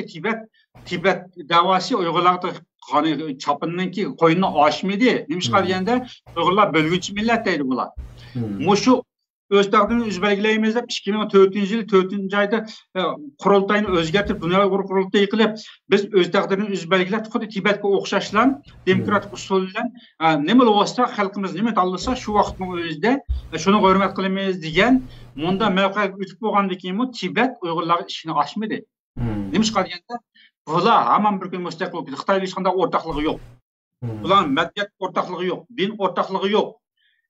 Xitoydan faqat 49-yildan Xitoyning mustamlikasi tushib qolgan, ammo undaqiligi Tibetga o'xshash 13-asrdan boshlab Xitoy bilan birga apaq-chapaq bo'lib ketgan bir xalq emas. Bular hamon olib chiqdi. Biz bularga yaqinlashib qolsak, Beijing Xitoy bizga gumon bilan qarab qoladi, undan keyin bizning ishimizni sug'chilishidi deb Tibet jiroq turgan. Sen de bir Dalai Lama'nın kaşığı verip konuşup bir resim uçuşu oldu bizim faaliyetçilerimiz. Ondan başka bir Vatikan'da bir narsa yok. Bu yerde bir yer bir sıkın bıktık kalsa belki bir Yaponiya olamdı o ya Amerika olamdı o bir yerde Xitay Komünist karşı jığında bir jığın bıktık kalsa der karşı tarafından vekillerin çakırı şey bir meclislik verip bir jığında resim uçuşup kaldı mı da kalkı 4. 5. derecelik kadrları o da ministerler emez. Ben derecelik bir vekiller verip Tibet'ninki. Ama da bir Uygurlar oturup bir resim uçuşup kaldı. Hem bir narsa. Demek Tibet'teki bizge koyunu açmayı vatkan çağının özüde neme qilib turganda Uygurlar özünü çaplap apır bu yerde çaplandırlık kılıp biz hemmizin davayimiz ortaq. Bizim o federasyonun işi kirit o. Bizim o Xitoyninki Cumhuriyet Lembanın işi kirit biz dep onda çaplandırlık ise birinchidan bu qarindoshlarimiz to'liq bilmagan narsa bu siyosatni bilmaydi, vatan millat mustaqillik Tibetning ahvoli qanday buni bilmaydi. Nurg'unlagan da'vogarlarimiz, faoliyatchilarimiz Tibetning yo'lida mangimiz deydigan bir nayt bir shuari bor. To'g'ri. Tibetning yo'lida mengib biz da'voyimizni olg'a surish kerak deydigan mana bir sarang bir o'zimi tushunmagan bir narsalarni tashabbus qilgandan keyin andan keyin avom xalqning o'zi shuni to'g'ri tushunib qoldi. Rost Tibetning yo'lida menish kerak ekan.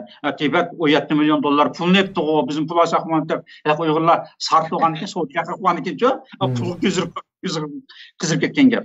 Tibetning olgan o $7 milyon pulisi o Tibetning mustaqilligi uchun emas o. Xitoyning faqat qal'asini cho'qil o'yini qilib g'arb davlatlar qilgan bir ko'zir o. Qo'ldan bir qo'shimcha bu yerda ma'lumotlarga nima Tibetliklarning inkosini ba'zi Uyg'urlar ko'rganmi bilmadim. O'sha sababli balkim so'roq bo'lish kerak. Nemishqa bizniki tashkilotlar inkos bildirmaydi deganda, men bu narsani ko'rsatib o'tsam, bu yerda Tibetliklar bunga inkos qaytiribdi. Ya'ni men bu Tibetda Tangdan Xun xonim bu Tibetlarniki Sanjay Kep degan bu hukumatda ishlagan bir odam bor. Shuninki bayonotida bunda debdi Tibetlar. Xitoylarninki yomon g'arzi mangu o'zgarmaydi debdi. Jungurunda yeshin yongyo rubu dedi. Gozhayang yundong ye buwang tunbing tuboti wang xiang tuboti zesi Beijing lianbang dedi. Yani bundaq bir harakat qilish dedi. Davlat qurish emas. Bundaq bir harakat qilish orqali mu yana Tibetni yutib o'tishni unutmabdi. Hem şu atanmış yeni federasyasının içine Tibet'in qo'shib olishni unutmabdi. Changde Shengming deydi. Biz güçlü bir inkaz bildirimiz ki Himalaya Cumhur Wugan deydi. Himalaya teğinin Xitay bilan hech qanday munosabati yo'q. Ya'ni demakchi Tibet Xitayning bir qismi emas demakchi. Gong Wu Chuanba Tuboti gey Lianbangda deydi. Ya'ni bu Himalaya birligi degandek bir meni ismini aytdi-ku bu Xitoy ismini qilib mushlarniki qarori degandek bir bilan debdiki Himalayaning Xitoy bilan hech munosabati yo'q. Ham Tibetni bu atalmış yeni federatsiyaga qo'shib o'tish haqqi texmi yo'q. Degan narsani debdi. Demakki bu Tibetlarniki inkasga. Balkim Uyg'urlar orasida mushuni ko'rganlar bo'lish kerak. Shunlashqa nemishqa Tibet hükümet tarafındaki işbahı bildiripti bu atanmış yeni Xitay Federasyasiga nemishqa bizga vakillik qilayotgan Uyg'ur tashkilotlari ishbahı bildirmaydi degan savol qo'yilgan bo'lishi kerak. Şunda bo'g'aylatdimi Tibet ashlarniki federatsiya xaritasini ichida. Shuning uchun o Tibetniki yoki qabul qilib rad qilish, bayonotlar qilish o'ziniki ishi o. Esa uni qabul qilgan bo'ldi. Ona şöyle rad qilish kerak. Yani bizim için onun bir narsa inkaz bildirishimiz kerak. Biz ya onunki ichida ya teshida hech qanday bir ifoda bo'lmasa Uyg'urlar to'g'riliq. Uyg'urlar faqat Jungoning ma'mur rayoni o bir federatsiyaga yaramaydi, atma bermaymiz degan bunda bir narsa yushurun ep qoldi. O yushurun o'zi ep qolgan narsani nima uchun biz o'tirib chiqib biz nima uchun federatsiyaga qo'shmaysa deb norozilik bildirish kerak bu chaqda. Buni hech qanday ahamiyat yo'q, hech to'g'ri emas. Agar Uyg'urlarni qo'shgan bo'lsa, Uyghur Abnur rayoni Junxalabangning ichiga kirdi deb fushib qo'ygan bo'lsa, u vaqtdan keyin qanday nuqtadan bo'lsin norozilik bildirib bayonotlar qilib bo'ldi. Hozir o sukut qilgan bir narsaning o'ziga bayonot ketmaydi, unga inkos qildirish ketmaydi Uyg'urlar. Menimcha shu hamda bu mana bir xil tetiksiz harakat ko'rildi bu ama Tibetlar Yundong deb atabdi, bir harakat deb atabdi buni, ya'ni bir siyosiy faoliyatmi demabdi Yundong, ya'ni Xitoylar Yundong qilib kelib qolgan-ku harakat faoliyat har xil medeniyet inqilabı degandek faoliyatlarni qilib kelib qolgan. Shuning qatoridagi bir sabablar muammo qilibdi Tibetlar. Maqtaymanki Himalaya ko'zitish harakati deb ad qo'yib tanınga. Bunda Xitoy o'zi bu Xitoy o'zi men Tibetlik deb da'vo qildi. Menda Tibetning qini var, men o'zim Tibet nasldan.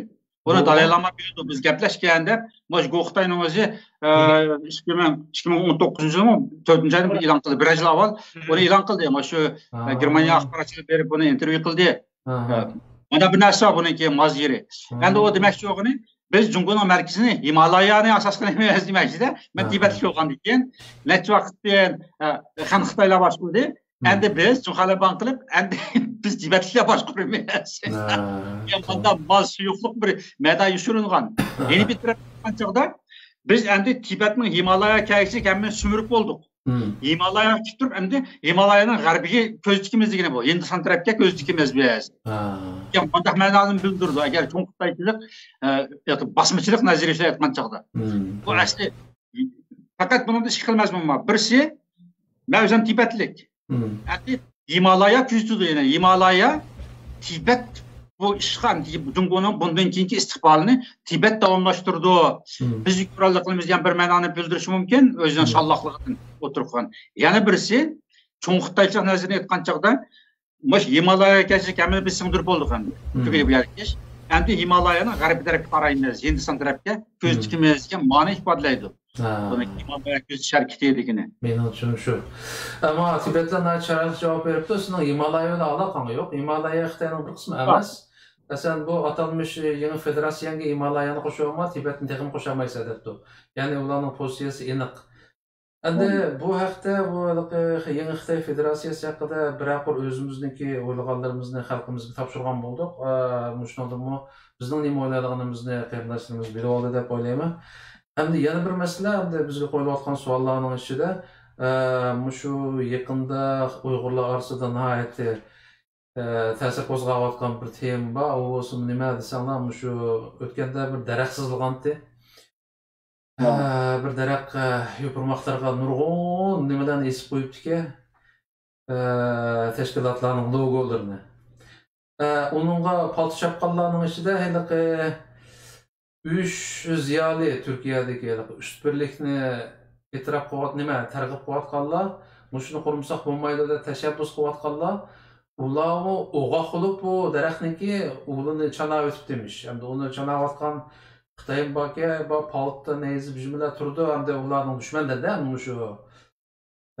Yani birisi yakında hem de bu ılgı Türkiye'de bu üç ziyali, bu üst birlikni teşebbüs kılıp Uçqaşqara bir makala e'lon qilgandan xalqimizga Uçqaşqar chaqiriq chiqargandan keyin uzun o'tmayla qurultaychilar tarafidan yana bir rasm taqiqlayotdi-da.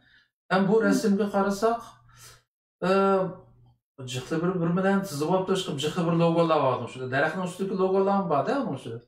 Yo'qtirim bormi, diqqat qilmadim, bir tekshirmadim. Uning ichida ama qurultay eng beshiq tizib olibdi o'zining logosini. Onun aslında Kurultay'ın tarmağıdaki televizyondan tartib çizib olibdi. Ama akademiyada Türkiye'deki, Avrupa'daki, Amerika, Kanada, Katar özlerinin doğup koygan uşaq balaları aşılarının hemmini çizib olibdi, çizib edi. Mana ko'rdinglarmi, Allah 60 tek teşkilat mana birleşti emasmi, büyük birlik degan ma emasmi? Yani demek ki halkımız birleşti depti hamdi. Muşu arkalık bir signal verip tirişiyordu da bular hamdi. Sizler üst birlik demanglar. Mana teşkilat bizler birleşip olduk ameliyatta. Muşunu asas kılıp birleşip kılsak bombamdı degan signalni beriyotdi bular hamdi halkımızga. Hem ayada bu 3 ziyali neç qatim ekranga chiqib bu vaqtda 2-3 qatim angazna tafsili tushuncha berdi. Yani neymiş için bu üst birlikке halkımızın ihtiyacı var? Neymiş ki bu bombaydı o? Yani şununla bir vaqtda halkımızdaki arzusu mu birlik olgan dekin bu teşkilatlar Uygurlar kumdek çeçilip ketdi. Samanlı bir teşkilat karşısa, mana şu logo karşılardan köngüle şu nemi degence teşkilat bu. Şuna bu üst birliktek birden çokum bombaydı davet etti ama kurultayçılar kopup mındaq cevap veriyordu bunun hamda. Ma kördüm ama biz bunu birleştirip olduk bu Uygur teşkilatlarını. Şu 60 teşkilat yetmemdi o. Degandek bir signal veriyordu da hamda.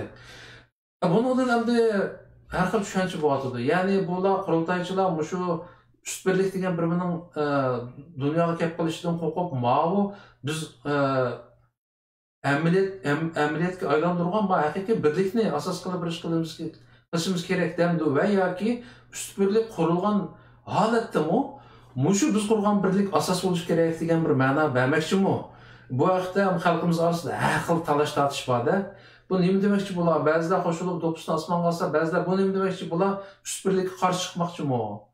Nimish ki bunda holatda üst birlikdan kelib chiqib qolibdi, bular bunda bir rasmni taqtidi. Ya'ni biz sen deganda biz qilib bo'ldik demoqchimi? Ya'ni o haliqi 3 ziyoli tashabbus qilgan üst birlikning hojati yo'q demoqchimi? Mush yoqda sizlar nima o'ylaysizlar deb yana bizdan so'rabdi og'aynilar. Mush yoqda endi bizmi hammamiz ko'rdik buni, o'ylaganlarimizni xalqimiz bilan o'rtoqlashsak deyman. Yaxshi. Bu ochiqu shu üst birlik biz birlik bo'ldik deb ochiq dedi, uni demoqchi emas. Nima ehtiyoji bor deb dedi, uni og'iz bilan dedi bular. Şu mayli Türkiye'deki o'lma tarafdagilardan bo'lsin, mayli qurultayning ba'zi bir g'ayriresmiy vakillari yoki fikrchilari tarafdan bo'lsin, haqiqiy iqrorlarning o'zida suhbatlarda qisman charpitib o'tib ketdi. Ana keyin ba'zi yozmalar orqali bildiryotdi. Mana biz birlikni o'tirib chiqardik, endi nimaga ehtiyoji bor deb ochiq dedi buni endi. Yo'q, demoqchimi emas. Degini dedi rasmiy. Endi o'tgandagi daraxtning yopmoqlariga eskutga bir mudaq sanab baqsam 40 natchadek bir tal yopmoqlar turdi. O chaqda bu nima shub ketgandi deb nihoyat bir majro ketdi Facebookda, uni hammiz ko'rdik. Shundan keyin o 3 apandilarning o'zini, professorlarning o'zini nimaga o'zi yozma e'lon qilib bo'lgan to'g'ri kirib men ko'rib baqdim. Men uni dastivida shu üst birlik degan bir gap so'zlar o'tirib chiqib, ondan keyin daraxtning yo'qmoqlariga tashkilotlarni esib qo'yib, chechaklatib menda. G'o'ra qilib menda qo'shgan chog'ning o'zida shu butun dunyodagi Sharqiy Turkiston davosining o'zini shu 3 apandilar o'tirib chiqiblar, hamda qo'pib Turkiyaga markazlashtirib olib ketgan o'xshaydi degan bir gumonga tushib qolganman shu o'zancha. Sonra 3 apandi deb biz qo'ysam yomon tilab ketdi boshqalar. Men bularni öz vaqtidagi üç efendilerge kıyas qilib qo'ygan Aşı öz vaqtidagi üç efendilermi oyak bu yoqlarda yürüp kelib, toza vatan mustaqil bo'lib turgan chaqda gomindanlar bilan keplam Ürümçi kep besip yetib merkez bizmi ya kilanlamana depla bu G'o'ljadagi mustaqilchilarni apirib bu yerda populab yurib asta Şinjan qilib qo'ygan o'xshash. Endi Amerika qonun chiqarib g'arb dunyosi ega bo'lib bu bizniki masalalarimizga. Bu shundoq bir yer kelgan chaqda g'atchidlar meni simbol xarakterlik üç efendiler Türkiye'den chiqib bu hamda tashkiliy masalalarni Turkiyaga og'dirib etmang'an bir plan bor o'xshaydi deb jiq izlab ketdim, yozmalarga qarab baqdim. Hech bir bunday binashaf qo'zadi nimada bu ish deb turgan chog'ning o'zida bularniki Pidoyiniki suhbatida o chiqib bayon qilib so'zladi. Bu Turkiyadagi masala. Türkiye'nin o'zida bu nima ehtiyoji bor desanglar, Turkiyada bir muncha hukumat bor ekan, sürgünlük hukumatlar.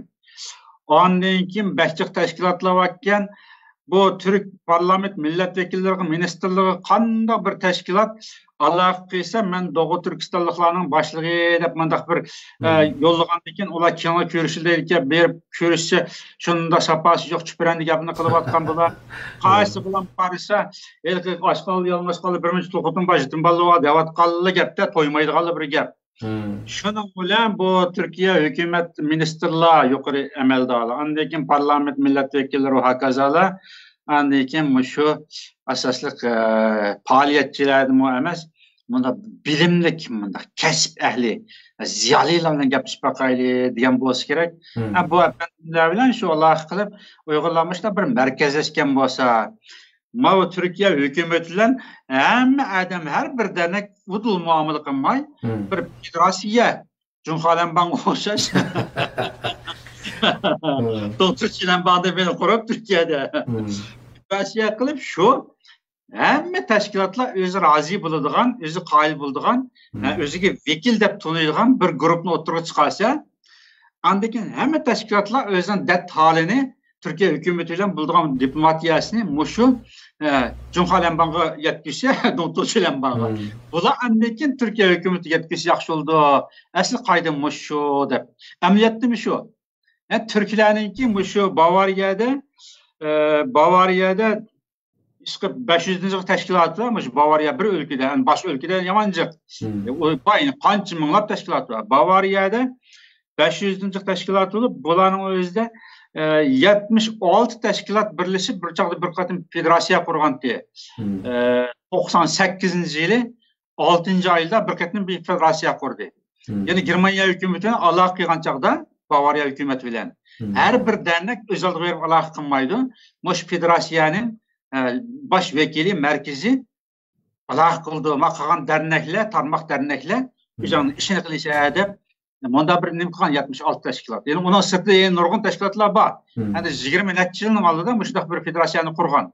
Türklerinin bunda federasiya teşkilatı bekçik Germaniyada. Yani her 20-30 bir adam bir bolsa dernekten birini kurdu. Bu Türklerinin karakteri. Her qaysı jutluqlar, her qaysı kentlikler özün sərasını kəgəlləndib dernekten birini kurdu. Bu dernekten ki Germaniyanın özünün 5 min, 10 min yetib bir dernek var Türklerinin. Ama bunlar devlet bilen yerli hükümetle aloqa qilgan çağda bir 100 dernekler birleşip kurgan bir federasiyası var. Şu federasiyası aloqa qildi. Endi ma üstü birlikçi efendimlerinin profesörlerinki oturup koygan teklifim aşşu ki Türkiye'deki dernekler Türkiye'de faaliyet kılıvatkallar hakkası etiçon sözüçon nüfuzçon okuruçon her kayısılar hemmisi yıkayıgen kılıp yığıp bir kollektif bir federasiya teşkillese şu federasiyanın özü anlayken tövendikilerin umum özü fikirlerini anlap çıkıp qaysi orunlu qaysi hemmisini retlep çıkıp anlayken devletle aloqa qilsa degan mondaq arzuda yuqori sifatli bir narsani o'tirib qo'yibdi. Men onu aşağının özünün ağzını anlagandan keyin andakin avval mandaq dedim va aslında bütün dünyadaki davarımızı Türkiye'ye qaytırıp ekçiyemez ki bularınki. Ağabeyden yani şependiği okuşmaydı ki bu. Fakat Türkiye'nin içindeki çuvalçak sanı özümü Uygurların yakın nüfuzu çıkıyorcu. Adernek verip ben de oturup sana başkanda bir gepleşse. Yeni bir gepleşse Bu öyle dat pendiyat tutulan gap. Öz vaxtında İsa Efendi'nin bir gaybeti var. İsa Efendi'nin aklını gaybat qilib bermişdi deb жүрген bir gap var deydi. İsa Efendi bitatma ki Türkiye'nin Cumhurbaşkanı'na xat yazıyırdı. Men bilen biz siz bilen görüşmende. Az kilen deb ataydan kelgen çaqağandakin berip şunun bilen adam prezidentinin maxsus o qimmatli vaqtini araydı endi gapishmende. Çaqağandakin berip şunun gapishki nimelardınız var efendim degandan keyin men şu hozircha ajib olmabdi ekanman. Endi aytdim Aslında şunu bir iqtisod tasdiqlab bergan boshlar deb chiqib shuni chiqtirmalar.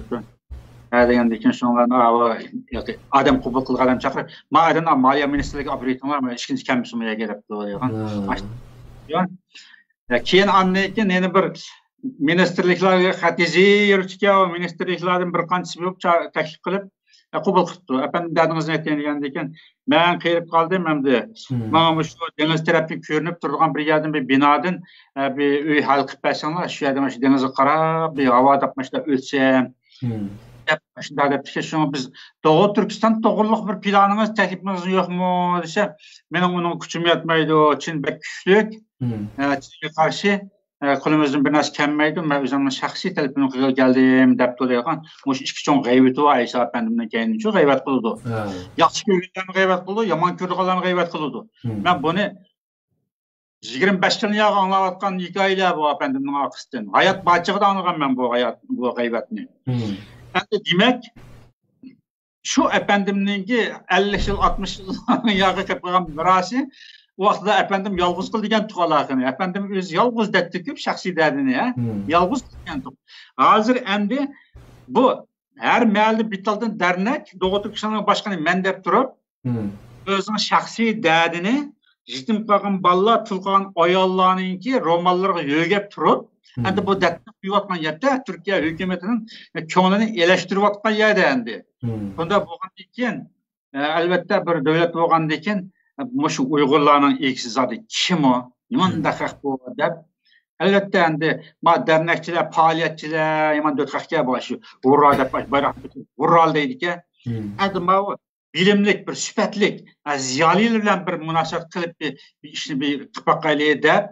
Bu efendimlarning ham o'tirg'i taklif qildi. Efendimlar chiqib Türkiye hukumatininki, ministerlarning, rahbarlarininki talablarini Uygurlarga yetkizsek elbette bu işni qilish kerak deb yetkizibdi-ki, şunu bu daraxtning yaproqlarini esib tashkilotlarni, endi üstü birlikçiler Xitoy o'rayotgan daraxtni üstü birlikçiler o'rib qo'yadi deb shunda endi onu qilib bo'lgandan keyin efendimlar o'zlari ekranga chiqib turib, üstü birlik degan qanday narsa deb uni tunishtirib, bular o'zining maqsad mavqelarini, nima qilmoqchi bo'lganliklarini, nima tashabbus qilganliklarini uch degandan keyin g'at qilib 63 tashkilot biz üstü birlikni qurib oldik deb, daraxt chiqib pishgandan keyin o mevasini subatlarga qachlab hozir qator chiqibdi 63 tashkilot.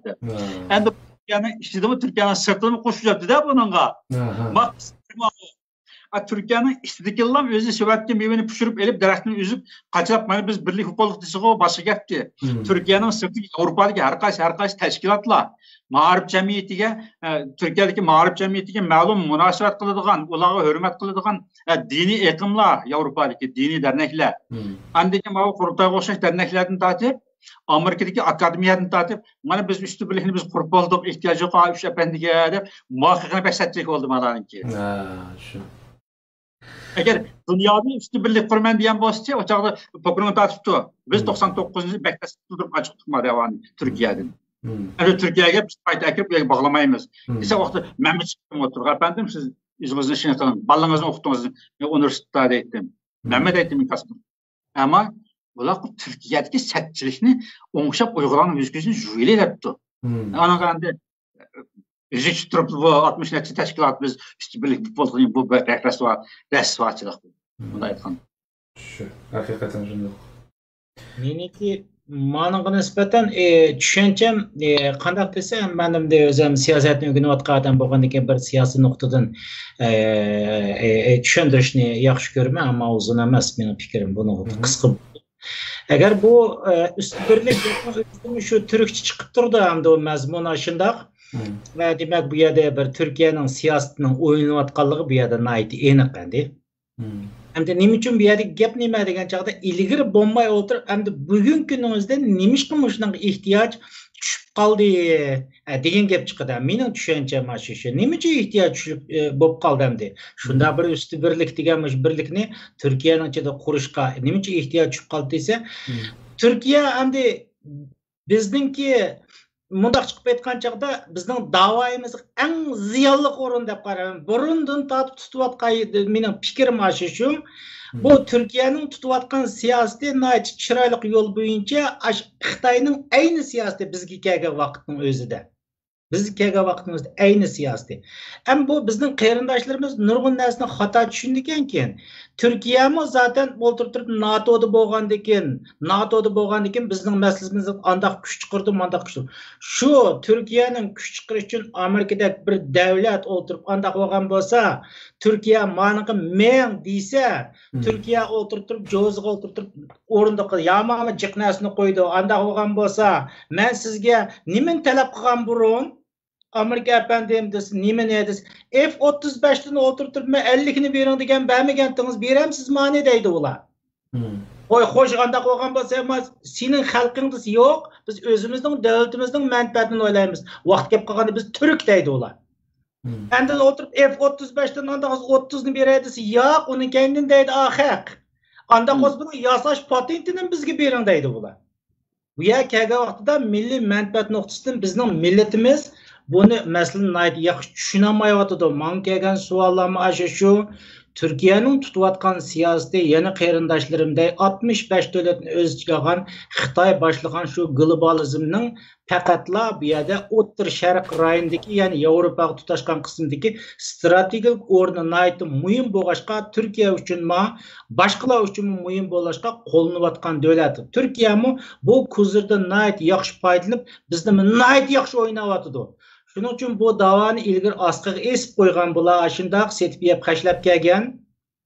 Hamda talay bir chuvalchaq tashkilotlar bo'lib, bu yerga kelgan chaqda tuyuqsiz usti birlik deydigan bir narsaning chiqib qolishini men bundoq tushunaman endi. Nimishqa desa Amerika qonun ma'qullayotdi bu yoqdan. Zaten Amerika senatosida ko'rdinglar, shu 99% odamlar bunga qo'shilib hem de bu Uygur meselesini kötürüp çıkkandan keyin bular ilgiri devagan bir gap var. Amerika Uygurlarning huzur uchun qo'llanayotdi, huzur uchun qo'llanayotib yolg'on siyosatini qizil banadan da shu bir tuhmatni chaplaydigan siyosiy yo'llari var bularninki. Hem de Amerika hakikaten rost deb kelib, anda bo'lgan bo'lsa Turkiyadagi Uygurlarimiz o'zini hatto Uygur emas Turk deydi ekan. Siz maniga nima ish qildingiz? Bu Uygurning davosiga biz igi chiqdik-ku. Siz nima ish qildingiz buningga? Deydi Amerika aniq deydi buni. Nima ish qilding onda bo'lgan bo'lsa, mana biz qonun ma'qulladik, vaqt kelib qolsa mandaq ishlar. Sen nima ish qilding?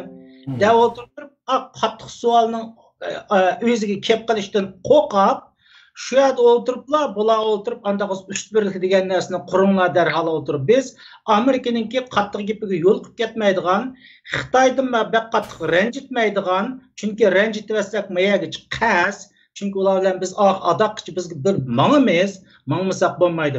Shuning uchun mani qurib tayyorlab qo'yib turinglar desa, men ko'rdingmi biz o'tirib bir safga akeldik. Bizde mandaq narsalar bor. Zaten devlet kursunuz, devlet kurguchilik adımımız bizde bor. Deydigan bir yolg'on shuar, yolg'on taktikadan boshqa narsa emas deb o'ylayman. Endi Turkiyaning masalan bundaq deysak, bundaq deyishga nima ko'rsatasiz? Amaliy reallik fakt mening ko'z oldimga keldi. Masalan, Iroqda masalan shu shimoliy Iroqdagi kurdlarni oshilan muosh bilan ta'minladi. O maaşlarını təminlədi. Azad İraq mərkəzi hökuməti 2015-ci maaşımızda bəməyimə degan çıxdı. Türkiyə təminlədi. Pak durdu. Onu içib qarab mən tövmət qılmadım. Endi yeni bir şu Peşmerge degandan Iroqning askarlarını təminlədi. Amma yandagi Kerkük bilan Musul deydigan bu özü Türkmenler bu. Chegiradash. Oshqaqlar Daeshning qurolliq bombalı hujumlar qo'shishni bir ig'iz gap qilmadi. Mening bu hayron qolgan nuqtam bular strategiya jihatlarda bular o'tirib biz o'zini Türk, biz Türk falan bugün deganlar ularning hozir Erdo'g'an hokimiyatini tutayotgan tipik men bütün xalqni demayman, Erdo'g'an hokimiyatini tutayotgan strategiyasi bu O'rta Sharq siyosati. O'rta Sharq islom xalifalik bo'yicha o'zining diniy jihatlarda hukmronlikni elish bu hech qachon o'tirib u Türkiye hükümeti Orta Asya'ya mı kirenmeydi, ta bugünkü kirenmedi. Bunu da kimi kirenmeydi çünkü u yerning ilgisi var, kirdigan kuch boshqa. Uni ma üstü birlikte merkezleştirdi. Ma'niki hozir sizniki da'vatimiz. Ya demek çoğun nima desa bu yerda bu orqali qanday desam men aldamchilik tarafini tunishdim. Bu bir aldamchilik bu. Yani mahiyetini aytayotgan chaqda bir yo'g'itib tepekilib bu Xitoy siyosati bu. Bu biz nima uchun o'tirib chiqqan chaqda Amerikaga bu yerda Amerikaga o'tirib mushundaq bir savolni o'tirib qo'yib qolsa, biz mana mushundaq tayyorliklarni qildik. Men bizda mushundaq narsalar bor, hammasini bir yerga kelgan, markazlashtirgan bir sistem bor. Biz mi tayyor degan narsa. Bu Türkiye'nin mayati Türkiye'nin Amerika qarshi tutayotgan 2002 yilda tortib Türkiye Amerika qarshi siyosatini o'zgartib bo'lgan. Millatimizni tushunish kerak buni. Shuning uchun buna qarshi o'ynalayotgan siyosat bu. Hem de o siyasi cihetini tushundirganda shunday bo'lishi mumkin. Hozir ham de bayağı Abdurahimjon degandek yo'q, jasorat Turkiyada haqiqatan chechilgan Uyg'urlar orasida. Mumkin degan gap yo'q. Bu yerda bu rost bu. Ya erkin ben sizin hakiminiz azar izahat berip koyayım. Türkiye'de yüzlerine bor desek, yüzlerinin 95'i aşı yukarısı ministerlikni tatip tövünü mahalli başlık hikayesi Türkiye olanı başkurdu. Her kaçan olan kulun teyya. Türkiye'deki 95 dernek desek, 5 dernek belki hükümetle tek münasebet kuranmağandı. Mana qarab bakıp bu esnebe kiçikken silahede 5 dernek nirat kıygandı ama 95 dernek hükümetninki kulu da. Yukarı ministerlikni tatip tövünü naib başlıkla bağışlık hükümet xadimleri ne dese bizim dernekler şunu becak keltirdi, şunu uğurlaydı. Bu Türkiye'nin kulu olan bir iş. Qandaq çağda onu oturuğa çıkıp mene Uygurlar siz degan o'xshash mesela bunun faqatlan bir siyosatli hozir Amerika qarshi bir gavdlantirib üstü birlikte alayda bir merkezleştirib oturuğa chiqmoqchi degan ma'nodan tushunsak albatta o'z qulida. Mesela oldingi yillari Soyman Soylu ichki ishlar ministerliği Aşağıdan İstanbul'a gelip ma'rif derneği bilan birledik 5000 kişilik 6000 kişilik iftihar deb aşağıda yani şunun için gavdlantirib oturuğa chiqadi. Ola onu o her kaçan özünün kuldaki iş. Mesela sürgündeki hükümetindeki baş ministeri de İsmail Cengiz Efendi sürgündeki hükümette ona astığı bir demlik çıksın bu adam diyen çağda o adam kaçın hükümet meniki depler meni Türkiye'de turvaldı. Türkiye hükümeti ministerler aşı adamını yani Doğu Türkistan hükümetindeki başbakan edip tunuydu. O adamla açıkıp Allah siz başbakanken siz maaşını kılın demişsin o. Ama şu adamın medyaya çıkıp Doğu Türkistan sürgünlük hükümetinin başbakanı dep turib tunutup itiraf qilib ketibdi bular. Vaqti kelgan chaqda agar siz degandek ashundaq bir ish bo'lsa, mana hükümet bizning qo'limizda, sürgünlük hükümet. Amerikadagi sürgünlük hükümetin Uyg'urlarni eg'velak beg'velak mayatyanning hozir xilqmi bor. Hammasi bor. Bir tane İsmail Çingiz'in tutup durup bir tane ma'rif derneği tutup durup mu bu Türkiye'deki 10 bin olgan Uygurlarning o'zini resmi hareket keltirip oturup açıp Amerika'ya kösteleydi. O sizin elbette o sizin davatqanınız ne? 20-30 yılın yağı biz ta'kidlab kelayotgan narsa. 99 yılı şu qurultayning o'zi Türkiye'nin ming bir mushaqqatda yo'tkab Germaniyaga akagan biz şu vaqtda. Türkiye'de bu qash bo'lmaydi. Türkiye bunu setib xashlaydi. Türkiye devleti İsa Efendi'ni bugünkü aytib asman qiziqda esib boshda sho'rab yetib kelgan, kuzur qilib xashlab kelgan. Endi o'g'an chaqda bu da'vo Türkiye turiyasi bo'lmaydi deb 99-10 ayda biz shu vaqtdagi Sharqiy Turkiston Milliy Qurultayini ming bir mushaqqatda biz Germaniyaga yo'tkab kelgan. Biz bilmay qolgan emas, Türkiye'nin mavqesini nemish qildiganligini yo'q, sizlar bilasizlar, millat bilmaydi. Yaxshiroq bilamiz, ammo hozirgi masala üstü birlik degan ma iqlimning o'tirg'i chiqib tashabbus qilayotganini bunun o'zidan sizda tushunsak, siz tushungandek unda qarasak o'chaqning o'zida Türkiye hozircha unda bir ishni qilolmay qolib, endi qilayotgan o'xshaydi degan bir tushunchim uni qo'shimcha kelib qoldi. Türkiye anda qilay desa, har bir qadamda qila oladi. Çetin Türk Efendi'nin o'zini Milliy Majlisga boshqan qilib saylab qo'ygandan keyin 6 oy to'ngiltib qo'ydi, jimjit turdi.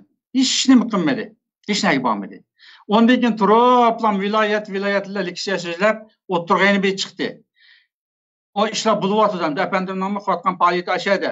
Vaqt kelgancha Turkiyaning o'zi Sharq Turkiston Milliy Majlisi o'z vaqtida 99-yil Germaniyaga yo'tkab aketgan markaz, ya'ni bizning qo'limizda deb, uni ochiqsan ochiq oladi. Suytim Turkning aqisimi 3-5 ming odam bor Turkiyada. Ma'rif darligining aqisimi 10 mingdek odamlar bor. Ularning ta'minot elib ish bo'lmasa, ashlarninki bayrog'ining ostida turayotgan. Turkiyaning o'zida Suytim Turklar Sharq Turkiston Ma'rif darligini İsmail Çengiz'ni shu 3 nuqtani tutib turib, mana biz Sharqiy Turkistonning masalasiga davosiga mana biz ega desa, qo'lda ko'zur bor. Attaytdan eli üstü birlikte manda bir majrani terib yuribsizmi? Ama bularning og'zi davatgan gibi o'zining ifodasi. Ayan shu men degandek, bu yomon puchak. O'ylab baqsangiz, siz hozir Turkiyaning ishlarini xeyli undan bilasiz, erkinsizmi? Kichik bir danay quruqqa odamlarmi ministerliklar bilan aloqa qilib ashada yugurib yurg'ayishyapti bularniki. Cho'ng partiyaniki boshliqlarni ishxonasiga berib, ularni parakanda qilayotgan nali desa. Yani mushundaq bir satchiliklarning o'zi yig'inchoqlansin deyotgan bir nima ularniki o'tirib qo'yayotgan talabi. Buning aqsida albatta Turkiyaniki nimasi bor. Uni yo'q deblamada inkor qilib o'tmaymiz. Mening yana bir nuqtani davat qilayim. Agar Turkiya undaq bir ko'zir qilib o'ynaydigan ish bo'lsa, Turkiyaning qo'li yetib boshqaday bor. Uni har qaysi soatda, har qaysi daqiqada xohlagan chig'ida uni qilalaydi, o'tirib qo'yalaydi. Shu ma'rifdanligini biz qo'p mollamlarning tashkiloti, mollamlar deb olamiz. Aynan hali desa, shu Sulaymon Soylu ichki ishlar ministrligi shu ishlarga rahbarlik qildi emasmi kelib, ma'rifdanlikni qurdi. Qilyotdi. Men shuncha ishlab o'tganning o'zida yana Attaytdan üstü birlikte ham Uyg'urni yig'ib, demasam hamma Uyg'ur tashkilotlardan Turkiya hukumatining qo'lida. Agar sen ma bayroqni ostiga kelmasang, bugun taqaysa derdingin desa, shartsiz taqay darqandigi, qo'rqudi turmuga solib qo'yishdi. To'rtta qizga qilib apirib solib qo'ygan yo'q, u Abduqodir Yapjanov ishkiga solib qo'ygan. U solib qo'yalaydi. Yo'q, men kelmayman, sizningki bundaqiligi ko'zlaring bo'lmayman deydigan dernekninki boshqalarni sulab qo'yaverdi. Dernegin taqab qo'yaverdi. Terrorchi vakasini, Daesh vakasiniki derneginde de taqab qo'yalaydi ular. Ama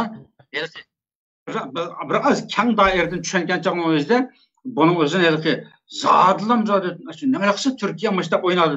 Endi hozir bizni davat qilamiz. Bu Turkiyaning ichida qurimizda o'tgan üstü birlikka nima uchun bu Yevropadagi, Amerikadagi derneklar o'zining yupumligini daraxt qo'yib esib qo'ydi u yerda. Ma davatgan gap Turkiyadagi ishlarning o'zini ma'rif darligiga qo'l tutib turish kerak. Ma'rif darligi kimning qo'lida? Vankatovlarning qo'lida. Biz bunda bir yoqliq Turkiya ichki va sirtini biz avtonomiyat tariqasida boshqarimizda qilayotgan ishlar bo'lmaydi. Hech bo'lmasa Turkiyadagi ishlar bir yoqliq tashkillik bo'lishi kerak. Unda qiliki oshqoqallarga yemak taqib, namoyish qilib, ibora qilib, mandaq etmak odamlarni to'plab, u yerning o'zida tashkilsiz bir nega mamay rasmiy tashkillik sistemlik o'tirg'ish kerak. Turkiya sertifikasiyasimi sistemlik bir pulga yarg'idek sertifikasiyadan yerga kelish kerak bo'ladi. Onda chuvalchoq davlatda hozir holatda o'ylab taqin 10 mingdan odam Turkiya orqali nimaga ketdi? Suriyaga ketdi.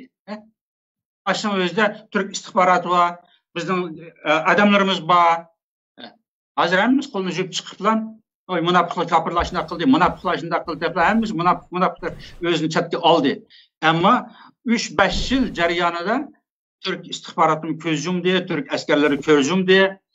Bizniki u yerdagi faoliyatchi har xil qism odamlarimizni ko'z yumdi, hatto hamkorlashgan bo'ldi. Shunday qilib 10 mingdan odam ayaga ketib qoldi.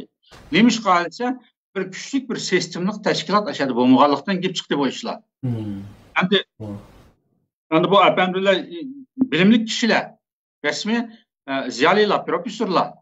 Ularning o'zi agar sertifikat ketsa-mu yılqı milletke mi fayda tekkidek, özgün fayda tekkidek, Türkiye'nin fayda tekkidek bir vaziyet ekip durup sertifikatlaydı.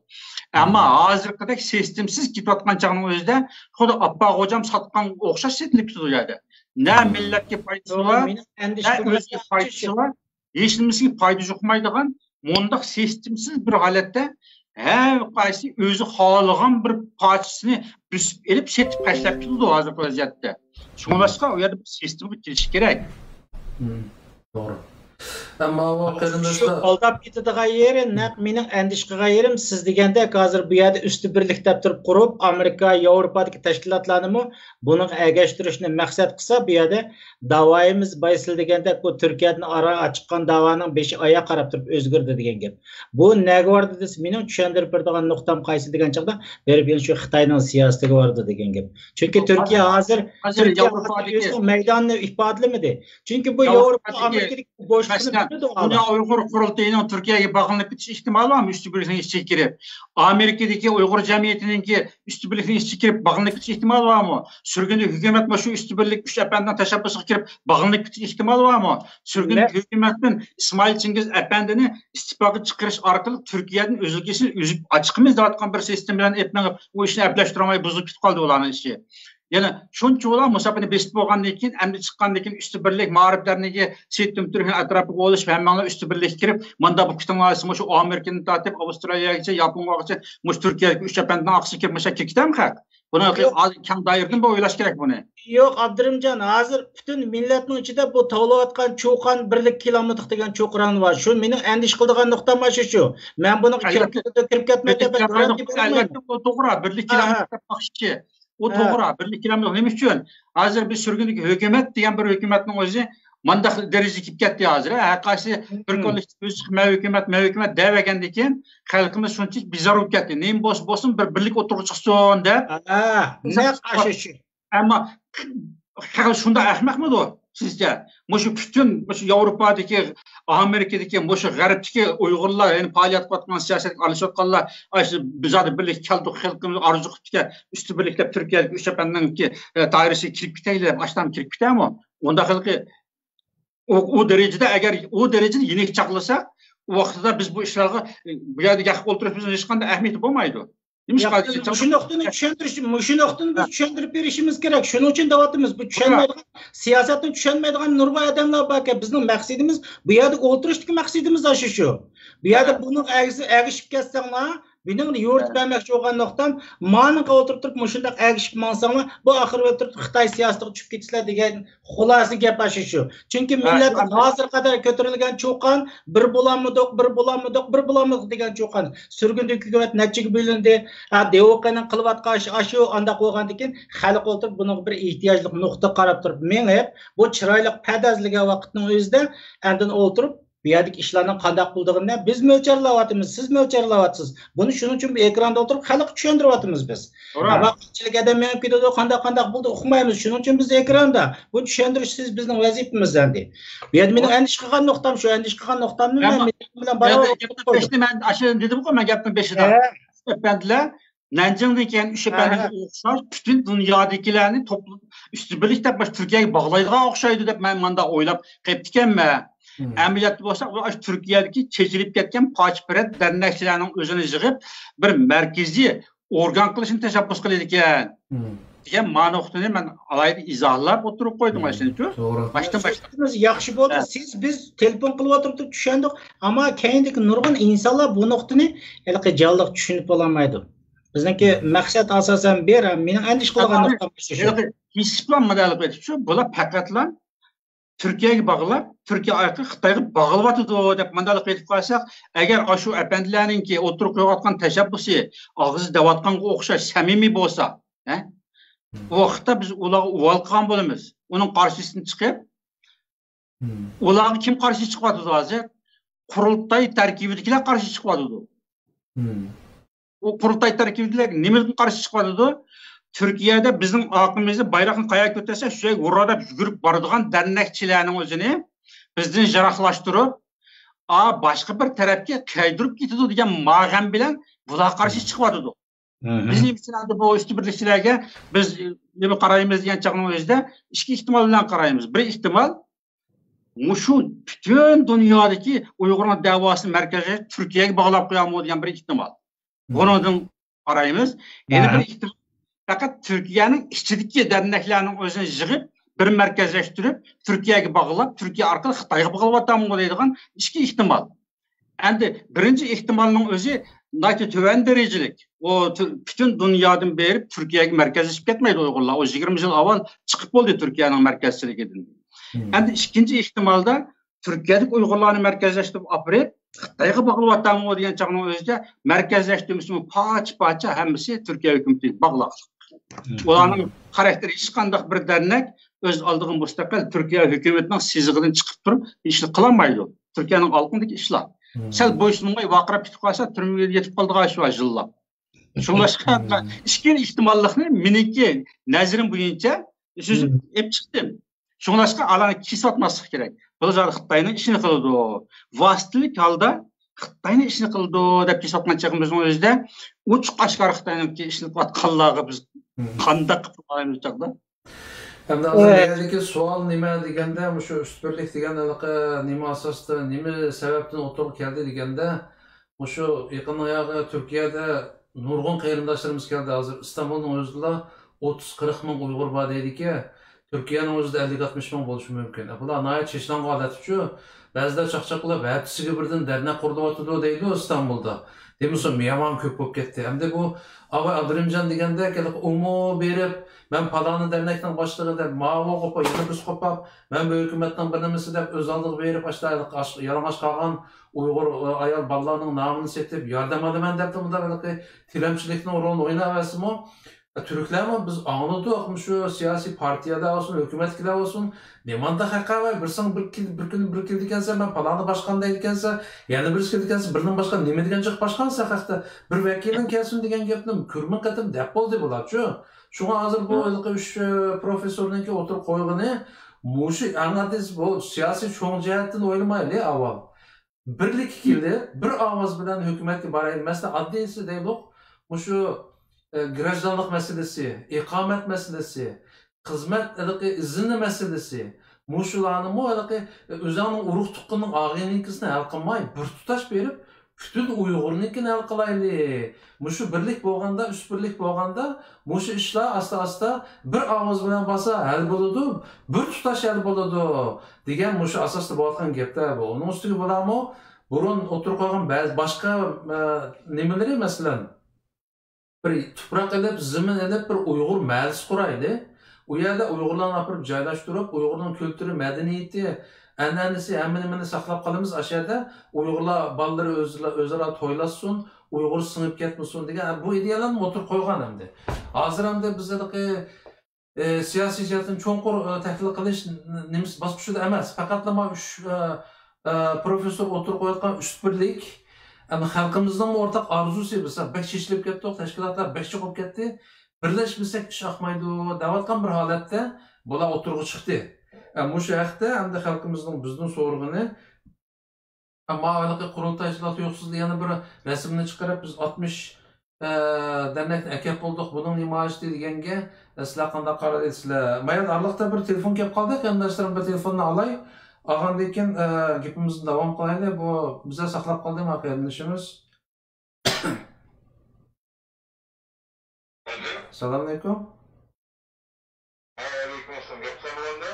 Siz bu programmaga ovoz qo'shmoqchimi? Ha, shunga oldinda o'zingizni qisqacha tushuntirib o'tib, ana tanishtirib o'tib, andan keyin gap qilsangiz bo'ldi. Qanday rahmat.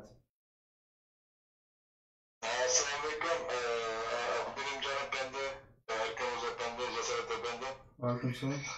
Ben teşekkür bugün ben Ankara'dan okuyacağım. Türkiye topluluk kandıradı. Belki çıktı alacağım. Ben de bunu bilip durduğumuzda bulmaydı. Ben sana gitmemi bir öğretim oturarak. Aha. Ben de hangi bir bu şu etkinliğin şu ümit Amerika'daki bazı ümit efendim başkaları almış bazı hazır hükümet bendim var birinci efendi geldi. Türkiye topluluk nihayet bir hata bir göz karşı açıyor. Türkiye'nin düşünmeye durup bugün alın vakti Türkiye'de yaşayan ama kitap sırttan karıp durup Türkiye topluluğu Xitayga Uyg'urlarni davasını vastı kılgan sepetine bilindik. Bimani bir gap demem ben buna. Müşkili düşünmesi bu. Ben her bir Türk devletini ben düşündüğümde bunu herkes Uygur'dan sallayan devlet demez. Hiç kanda Uygur'la bir Türkiye devleti Xitayga vastı kılıp durup yaki bunu setip durup Erdoğan Cumhurbaşkanı oturamadı. Türkiye'deki başka ortalı Cumhurbaşkanı ama Türkiye'deki nurun üzerinde sistemde işkemalık bölük var.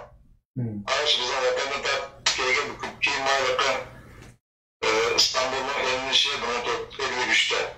Şimdi Osmanlı'nın doğduğunun kuruluşu bu gayet eski tarihli hazır açık tekrar yok etmeyen bir Türk Mühendisliği gayet kadimi bir devlet. Şu bu devlet Müşnah bizden daha çetelik doğrucu Nilkız diyen bular Müşnah vasıtılar. Türkiye devleti herkes bunda akılmaydı. Ama birinci ikinci yani bu demiş kızdan bazı oğlu bu da karap kaldı Türkiye'de yaşamaydı. Çünkü biz gönüllü ama Türkiye'de yaşadığımız ama içki işini bölümümüz yok. Biz üzümüz karışıp farklı kılıp Türkiye'ninki nimisini ilgi kızıkımız. Yani demiş ki bunda bizim oğlu bundan göz karşı yapmadı Türkiye'de oğlum. Biz bu şu Abdülhamid Rapper yüz digenine kadar 3 yapmadığın saat 49'unda çıkan. Bu Türkiye'deki davalar annesi Türkiye'de başka bir nimi yok. Siyasi bir hareketler bir adam Arap Cemiyeti var, dünyaya korktuğu var. Hem de İstanbul'daki sürgün hükümeti eski tepkilerim olsa, Arabek çoğun kolaylıkta Abdülhamid Rapper'den yapılır. Bu Türk'ten kalan kullanılan devletlerin hemmesi Muşi Türk'ün ülke asas okşunun ki, dünyaya korktuğu asas siyasi bir hareketten de bir Arap Cemiyeti'nin ki çıkartan dernekler, şu an bu kavayı çıktı, o dernekler. Türkiye'de bu şu Türkiye'de bağlı bir çıktı. Ankara söylediği hükümetler, biz kaydı bunu vaziyettimizde. Bu şu 5 oluşum vardır, başka oluşum yok. Bu şu bizde kalmış 4 tane oluşummuşlardı. Azerbaycan Beyzan'ınki şu Xitayperestlik, Abdülhamidçilik felsefesi boyunca 70 lira Türkiye'de bu davanın ucuna kavak gidilir. Bu davanın ucuna kıldırıp gelgenler, bunun zulüm olsa 5'i Beyzan. Bazı bunu sağda birbirine düşmanlık, birbirine rakip görüngenler hemmesi Beyzan'a bağlı bununki. Hemmesi Abdülhamidçi Xitayperest. Bununki yani bir tarafı her gün artık ettirettim. Amerika'da uzantısı var. En çok Amerika'da erkek bu. Ama Amerika'da kaç Ömer Karat Efendi, Muş Abbas ailesi, Uygur Amerika Birleşmesi, Muş'un ama Xitay'ın Beyzan'ın bir vasıta Abdülhamidçi Xitayperest kılıp dünyadaki Türkiye'ye okşaş, uzantısı Amerika'daki çok. Bunlar hemmesi Xitayperest ve Abdülhamidçiler. Yani Muş'un herkes kalmak için Türkiye hükümeti istihbaratı bunlar hemmesi bunudur. Bunun gerekse Türkiye'nin Süleyman Soylu'nun koşarak Juku'daki hiç çıkandan münasebet yok Türkiye'de. Türkiye bunun hemmesi bunudur. Dünya var Koluklu'nunki, Bölük insana Türkiye'ye gidilen mi geldi ki, Rabia Kadir Hanım'ınki gidilen mi geldi ki, Muş'un hemmesi bu keribi devlet bu. Hemmesi yaxşı burada kim olur, özgülenmeyi bu kadar çıkıp koysa. Şu Muş'un kirenmezliği Türkiye'ye. Muş'un hemmesi Türkiye böyle istihbaratı. Çünkü demokratik bir devlet istihbaratı. Bir sınıf onu çeklanmaydı olmak için. Eğer bunu biz çırgın hükümetlerimiz Ankara'ya çıkın, haklı oturuklar, madak buluk adamı çıkanmamak için Türkiye'de hazırlayacağım. Bunu Türkiye hükümeti armışıp, bunu bastırıp koysa, Uygurluğu Abdülhamidçilik kılıp, Xitayperestlik kılıp, bunun Nimsin kuvası 50 milyon kaybetmek için yaptığı tutan koysa, Uygurluğu tekrar mı hata düşüyor dünyadaki? Türkiye bizden dünyadaki Mağrip Cemiyeti'nin, Sütün Pekatları'nın, Müslümanlık'ın, bu hatalık hemmesine yok çıktırışlarda bizden davanda hata bilgiler çıkıyor. Şu Türkiye hükümeti bunu hem demokratik ettin, hem hata ettin, koltukmalı, bu hemmesi böyle bir istihbarat. Şunu biz Uygur'u içimizde bizim çıkıp, özümüzü özgertip, müstakillik, erkinlik, daha yoluna çıkanlarlıkımız şu an, azal Türkiye hükümeti bunu yakınmalı. Biz Ankara'nın çıkan vakti 3 neresinde çıktık. Böyle Kur'anlık güreş girimiz Xitay'la. Kur'anlık güreş, yani birisi şu Türkçülüğü yapıp dünyaya okuyorsa, hemmesi bu davanın suyunu tutmuş bu arada karşısında. Ama hiçbir devlette bu sotkaya çıkamadı. Yani birisi şu Uygur'un çıkaşat kayadıymış, oruç kılıç için karargah lazım. Bunun için Uygur meclis lazım. Mağlamız olmayan, bazımız olmayan, karargahımız olmayan, bir kadar oruç kılsız yerde. Yani bu işin aslında bu yetişkiye hazır oruç Türkiye'de. Bu oturup çıkıp bunu digen mümkün, bundan nerede bağlarsınız desiniz? Hazırlıkına ıstakıl digen ne? Bu ıstakıl digen bir şey, Beyzan'ın çıkan profesör olmuş, bu zaten çıkan. Bunlar hemmesi bizim Uygur aksakallar olmuş. Beyzan'da, Örümçü'de, bunu Xitayperestmiş, Abdülhamidperest. Bu aksakallar hiç Türk çıkan adamları buna çıkar. Bizde çıkmalı bekar çetirdim. Abdülhamidperest özümüzden çıksın dedik. Mustafa Hocamızdan olmayı bilirler. Bundan bir de bu konak kaldı. Eğer bizden bu 70'ine yakın bu demokratlardaki bu eğer Abdülhamid Xitoy siyasetimizden bu buzlu kütüp kalsa, uygurluğunu bilip kalsa çeteldiğe bunu Türkiye'de kanday yapıştıramazdı. Biz çıkanlı ya oturup bu Türkiye'de uyan çıkıp gitmiş olanda bunu çıkıp müstakil diyen oturup koyup bunun tepsini 72 yaşında mümkün ama bunun üstüne yapanları biz yapmazmayız o buna. Şu an diğer yerinde Türkiye'nin bunun da hiç çıkandan münasebet yok arkadaşlar. Türkiye hükümeti bu Türkiye'de yaşayan istihbaratı bir kuşluk bu bizden diğer biz bu işin aklına hepimizin arkadaşımızı açtı. Bir de bunu Türkiye istihbaratı buldu. Şu an Türkiye mümkün emez uygulığına. Değil mi lazım? Bizdeki oturum çıkar mı? Abdülhamid'e Xitoy parasını yok kılıp onundaki arkadaşlarını bir çıkıp başlasa onundaki hükümet onundaki yok olduğu manada bizden taraf tutuldu. Şu an manası bir uzun yapım etmiyor çünkü Türkiye doğruluk bek mühim yapılıp kalır. Şimdi oturup kredi yapmadı. Şu an Türkiye hükümeti doğruluk arkadaşlar. Bizden bu Türkiye hükümeti bizden müstakillik oluşumuzda bizden belki çetelde hiçbir ihtiyacımız kalması mümkün. Türkiye'nin özür mağduran pidayla bizden Şarkı Türkistan müstakillik oluşumuz için ittifakıda bu bazı Türkçülük mümkün, Turancılık mümkün. Merkezi arkadaşlar bununki müjdat fikirli de takım bu oylaşıp Türkiye doğruluk programda dikkat kılsak biraz gel sözge. Bu şimdi benim yaptığım doğruluk biraz oylaşıp bu şimdi biraz kızdım da oturdum kıldım. Bu zaman bu noktalarına bakmalar bir dakika fikirler gelecek uzun fikir kabul etme. Ya hiç kusura yok. Rahmet. Rahmet avaz qo'shganingizga xayr, Allohga emanet. Endi ma qarindishimizniki gap so'z ma telefon yomon bekaqi ne qildi ekan suzuk emas-ku. Telefonni ovozini echib atrofda odamlarga anglashtirib gapirib qilib ovoz yomon bekaqi vajang vujung yaxshi anglag'an bo'lmay qolib qoldi. Nimasi paranga to'la gapdan paranga to'la gapda telefon. Biz suzuk yaqinmaydi ki o'tgandan bir boshqa qarindishimiz o'xshaydi, ovoz o'xshaydi arkadaşlar bir gapini tushunolmagandik. Meniki tushunchamda endi Turkiyaning o'zi erkidek Xitoy pereş emas. Uyg'urlarniki mustaqillik davosini ko'zir qilib, unda Xitoydan pul tep xashlaydigan davlat emas. Agar bu yerda rasmiy mustaqillik degan maydon bilan Uyg'urlar o'zi put desa pak-pakiz o'tirib chiqa olsa, Turkiya davlati Uyg'urlarni qo'llaydi, mustaqilligini qo'llaydi demakdan jiqib aytgancha shuni o'tirib qo'ymoqchi qarindishimizniki. Endi hozirgi faoliyat qilayotganlar Tayvanchilar, Beijingdan chiqqan Xitoy peres josuslar, Tayvandan kelgan Koniya apandilar bo'lib, Abbas ailesi ve hakaza şu ailelerinin hemmisi bular Xitoy peres hokimiyatçı, Tayvanchi, bular mustaqillikni tilab qilmaydi, og'zini mustaqillik bayrog'ini ko'tarib olgan bilan mustaqillikka qarshi kishilarni shuni Turkiya ularni ashtaqa bo'lishi holiga tashlab qo'ygan, qo'llamagan degan ma'no nuqtadan ham fikrini ilgari surmoqchi. Bu qarindishimizning o'ziniki tushunchasi bo'yicha, bo'lib Turkiyadagi Uyg'urlarning tushunchasi bo'yicha aytgan chog'da bu qarindishimizniki fikrini albatta to'g'ri deb qaraymiz. Turkiyaning ichidagi tushunchi bilan. Endi biz Turkiyaning ichida yashab boqmaganligimiz 3 yil ham Turkiyaning ishini bilmaydigan, bo'lib qolgan darajada emas. Biz Turkiyaning o'ziga kichigimizdan tortib Turkiya bizni ozod qilib qo'ydi deb iqtidor qilib cho'ngilgan bu. Türkiye'de İsa Efendim belki azat qilib qo'ydi deb kutib yotgan to'q qachon keldi Turkiyadan deb. Lekin shu Turkiya Mustafa Kemal bilan Stalinning o'rtasidagi dialoglarni xuddi so'zlashib ketdi, Stalinni yengib ketgan, oqitga ko'p ketgan. Voy shu Sovet ittifoqini qardingizning seni Yevroplam suv bostirib etib, vayron qilaman deb tikkan Ukrainadagi atom bazasini vayron qilaman deb Mustafa Kemal shunda tahdid etib tikadi. Shunda qilib yolg'ayapmanda gapni yomon anglaydi Turkiyani bek cho'ng bildik. Shuning uchun Turkiya to'g'riliq nayta qiziqishimiz bek yuqori edi. Turkiyadagi Xitoyga kim boshliq bo'lgan, Xitoy davlatining qaysi ministri qaysi deganini bilmay turib Turkiyaning ministrlarini bilibdik. Shunchalik darajada Turkiyaning hukumatining ichki ishlariga, davlat siyosatiga shunchalik ko'ngil bilatdik. Keyin Germaniyaga kelgandan keyin izchil shu turk siyosatiga ko'ngil bilib keldik. 2000-yili Janziminga sharaf davlat medal mukofoti deb Turkiya prezidenti Millatchi Harakat partiyasi shu koalitsiya hukumat bo'lgan chog'ning o'zida taqdim qilganda biz bilgan yomon jiqlar ishlar bor. Erbaqin Xo'jamninki hokimiyat tutgan davrda O'rta Osiyoda qanday Uyg'urlar qurollanib qaysi darajada bayram bo'ldi. bu şu işlerinde bekçik narsani bilmiyor Türkiye hükümetininki. Fakat endi hozir Erdoğan'ınki paylaman chiqib oldi, AK Partiyaninki sal qalayim qilgan gap qilgan, yo'qolib ketadigan turmush qilgan chiqib olgandan keyin Turkiyada bir ishni bilib qolganlarmi tish yuruna qarindoshlar Turkiyaga eng yaxshi deb turib, bunda o'shirin qo'q bilan yepib, munda qilib, manga da endi bundag'ning ko'pchilik ashta bir tushunchali bo'ladi.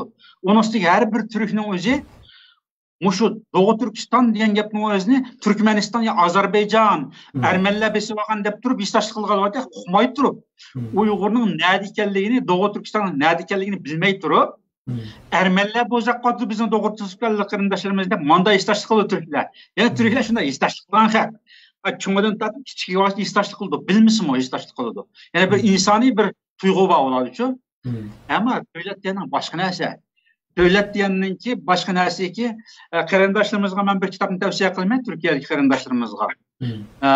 Öz vaqtida axat devlet maliye devletniki madeni ma'rif ministerligi muhdayim bir minister bo'lgan axat Andijon efendiniki Türkistan qayg'ulari, Türkistan faciasi deb yozgan bir kitobi var. Uyg'urcha tarjima qilingan 1000 betlik kitap, bek yo'g'on kitap.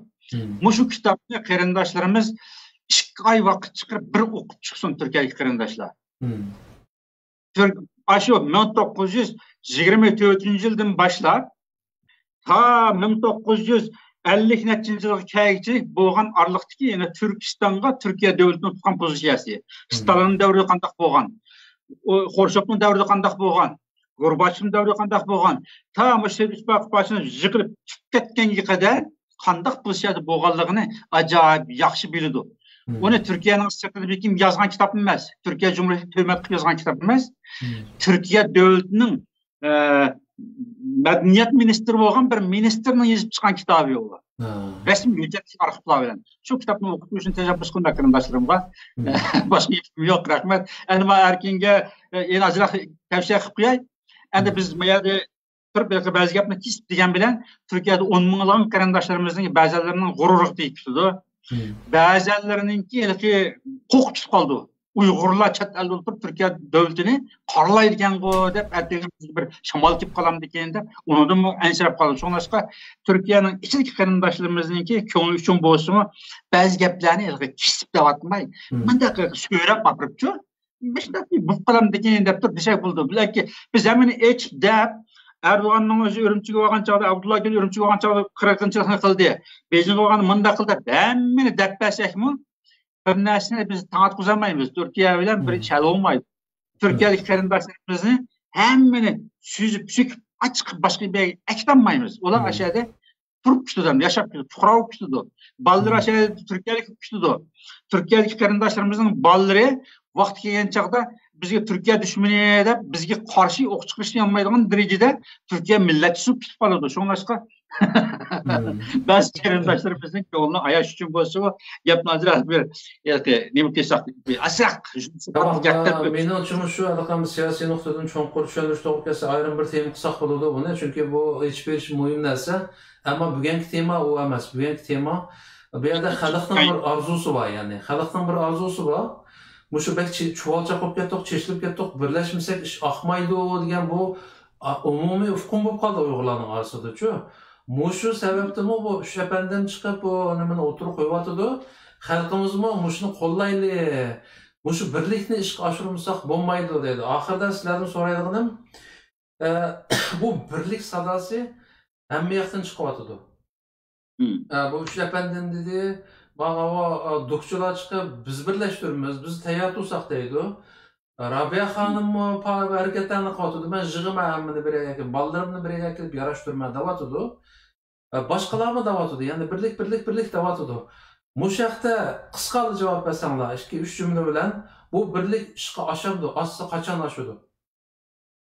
Birlikning o'zi hozirgidek cho'lchoq vaziyatning o'zida unda gap bilan yoki faoliyat bilan birlik amalga oshmaydi. Onu favqulodda bir do'qmushga tushish kerak. Favqulodda bir vaziyat shakllangan bo'lishi kerak chet elning o'zida. O'z vaqtning o'zida ikki qurultay birlashmasi qat'iy bo'lmaydi deb turgan ikki qurultayni birlashtirib qo'ysak, mustaqillikni yo'qotib avtonomiyaga aylantirib qo'ygan edi. Shu vaqtda intayin eg'ir pushmon qilgan biz. Birlik bo'lgan ish emas ekan. Bu birlikni idora qila oladigan kuch bo'lmagan chog'da o'tirib chiqib qolsa, bu boshqa bir tarafga suiiste'mol qilinib ketgan deb mundaq bir tushuncha kelgandik. Andik allaqi bir tarqalib ketdi. İki qurultay birlashtirgan bilan qurultayning tarafidan nurg'un tashkilot tarqalib ketdi. Rabia xonim rais bo'lgandan keyin avtonomiyachilar, kishilik huquqchilar, andan keyin mo'tadillar, andan keyin shu g'arbga azoq yuzinib turib bir mustaqillikni yo'li açsaq bilan deb bizga o'xshaydiganlar hammasi degidek bu qurultay atrofiga to'plashdi. Ya'ni Uyg'urlarningki tangdan to'la bir qismi qurultay atrofiga bir to'plashdi degan gap.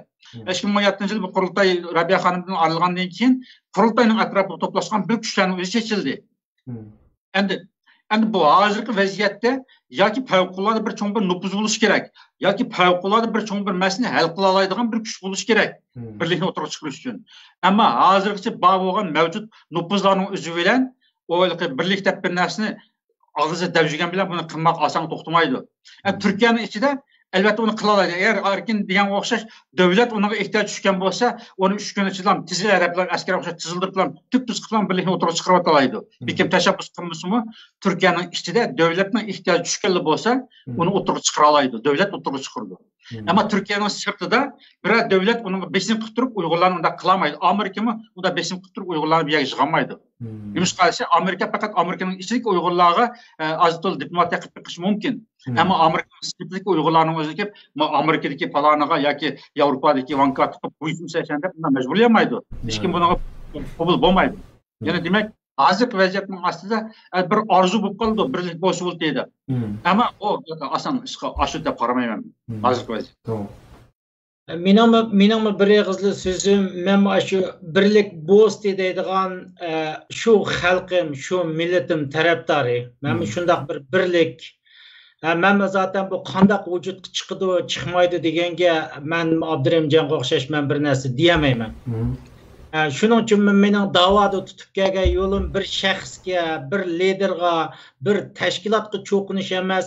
Mening strategiyam millatim, xalqimni Amerika bilan birlashtirish, Amerikadan mustaqillik istash, mushu shuarda bo'lib keldim. Ammo siyosiy vaziyat haqiqatan bizga nisbatan pishib kelyotdi. Xalqimizmi siyosiy jihatdan yetilib kelyotdi. Shu sababdan bu yerda birlikni istayotdi. Hamda inshaalloh bo'lib qoladaymiz. Buning qanday bo'ldig'ini, qayerdan qayerga chiqib bo'ldig'ini men bir narsa deyamayman, bilmayman boshqacha.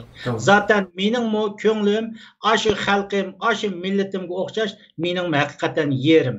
Birlik, ittifoqlik, siyosiy hokim bir siyosiy tuzilma, millatimizga vaqt kelib qolsa qonni qon beradigan, jon beradigan tuzilma. Mening tashabbusim yana hozirgidek Amerikadek bizning manfaatimizni %99 senato a'zolari qo'llagan shu davlatning yetakchiligida chiqsa, eng to'g'risi shu deb qarayman. Rahmat sizlarga. Rahmat og'aylar, hozir hammalarniki xizmat vaqti bo'lg'achqa bo'lgan moya tuyuqsiz ham bir jiddiy ehtiyoj tug'ilib, yana 2 soatni ortiq vaqtinglarni oldim. Sizlarniki yana ekranga chiqib mushtajiq xalqimiz ko'ngil bo'layotgan masalalarga tushuncha berganinglarga rahmat. Albatta bu yerda deyilgan gaplarning hammasi o'zimizga vakillik qiladi. Ya'ni bizning ekranimiz boshqa ekranlarga o'xshamaydigan praktik bir ekran. Shuningdek xalqimiz bizdan sizlar nima deysizlar bunga deb so'rag'achqa o'zimizning o'ylaganlarini bu yerda deb o'tdik. Bu albatta o'zimizga vakillik qiladi. To'g'ri bo'lishi notayin qarindoshlarimizniki suzib qabul qilishini umid qilamiz. Oxirida Abdurimjon, Erkin, Ro'zi ishqinglarga ko'p rahmat. Vaqt chiqarib qatnashib berganinglarga. Allah ishqinglar, Allohga omonat. Yana bir ko'rishgacha omon bo'linglar. Xayr, Allohga omonat. Inshaalloh.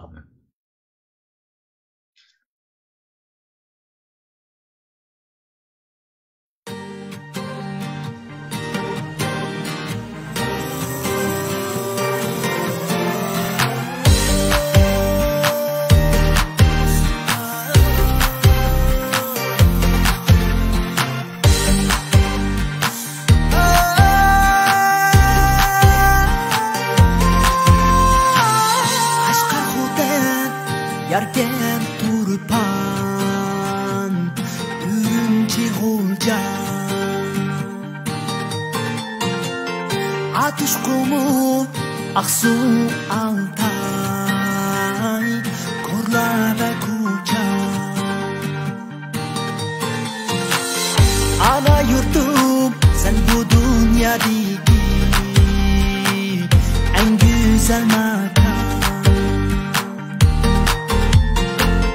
Go'yo patmas bu yoshdek cheksiz mehrga to'lgan. Ayni saqtin bu aqldi guliston harman. Yana menga davom qilib üzülüp qalma.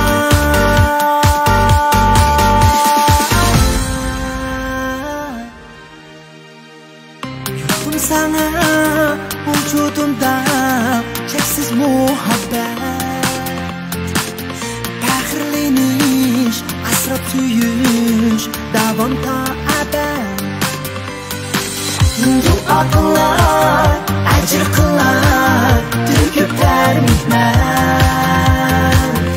Ana yurtim, biz farzandingman, o'zimiz haqiqat.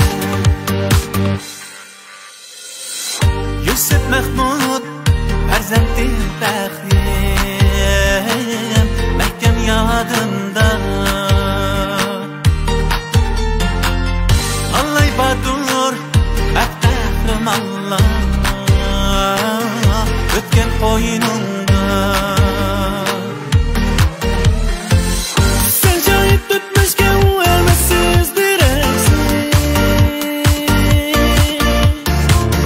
U jismingda vaqtda suymak tugimas cheksiz.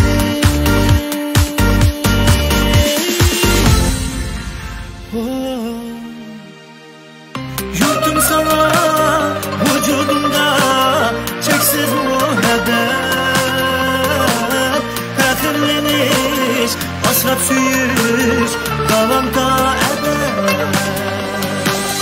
Duo qilay, ajr qilay, to'kiblar mehnat. Ana yurtim, biz farzandingman, o'zimiz haqiqat.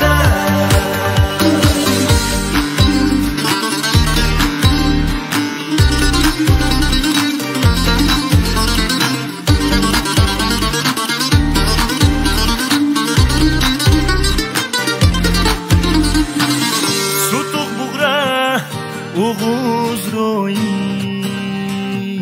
singsun bizga.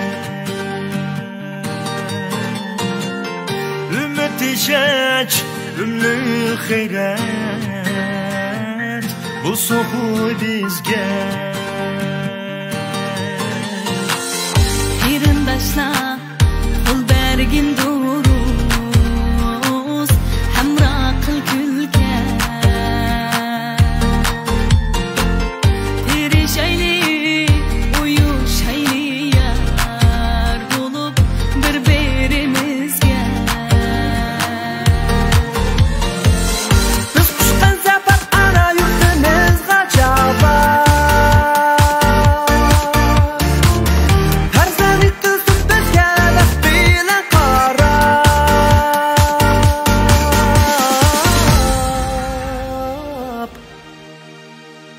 Yurtim sana vücudumda cheksiz muhabbat. Faxrlanish, asrab suyish, davomda abad. Duo qilay, ajr qilay, to'kiblar mehnat.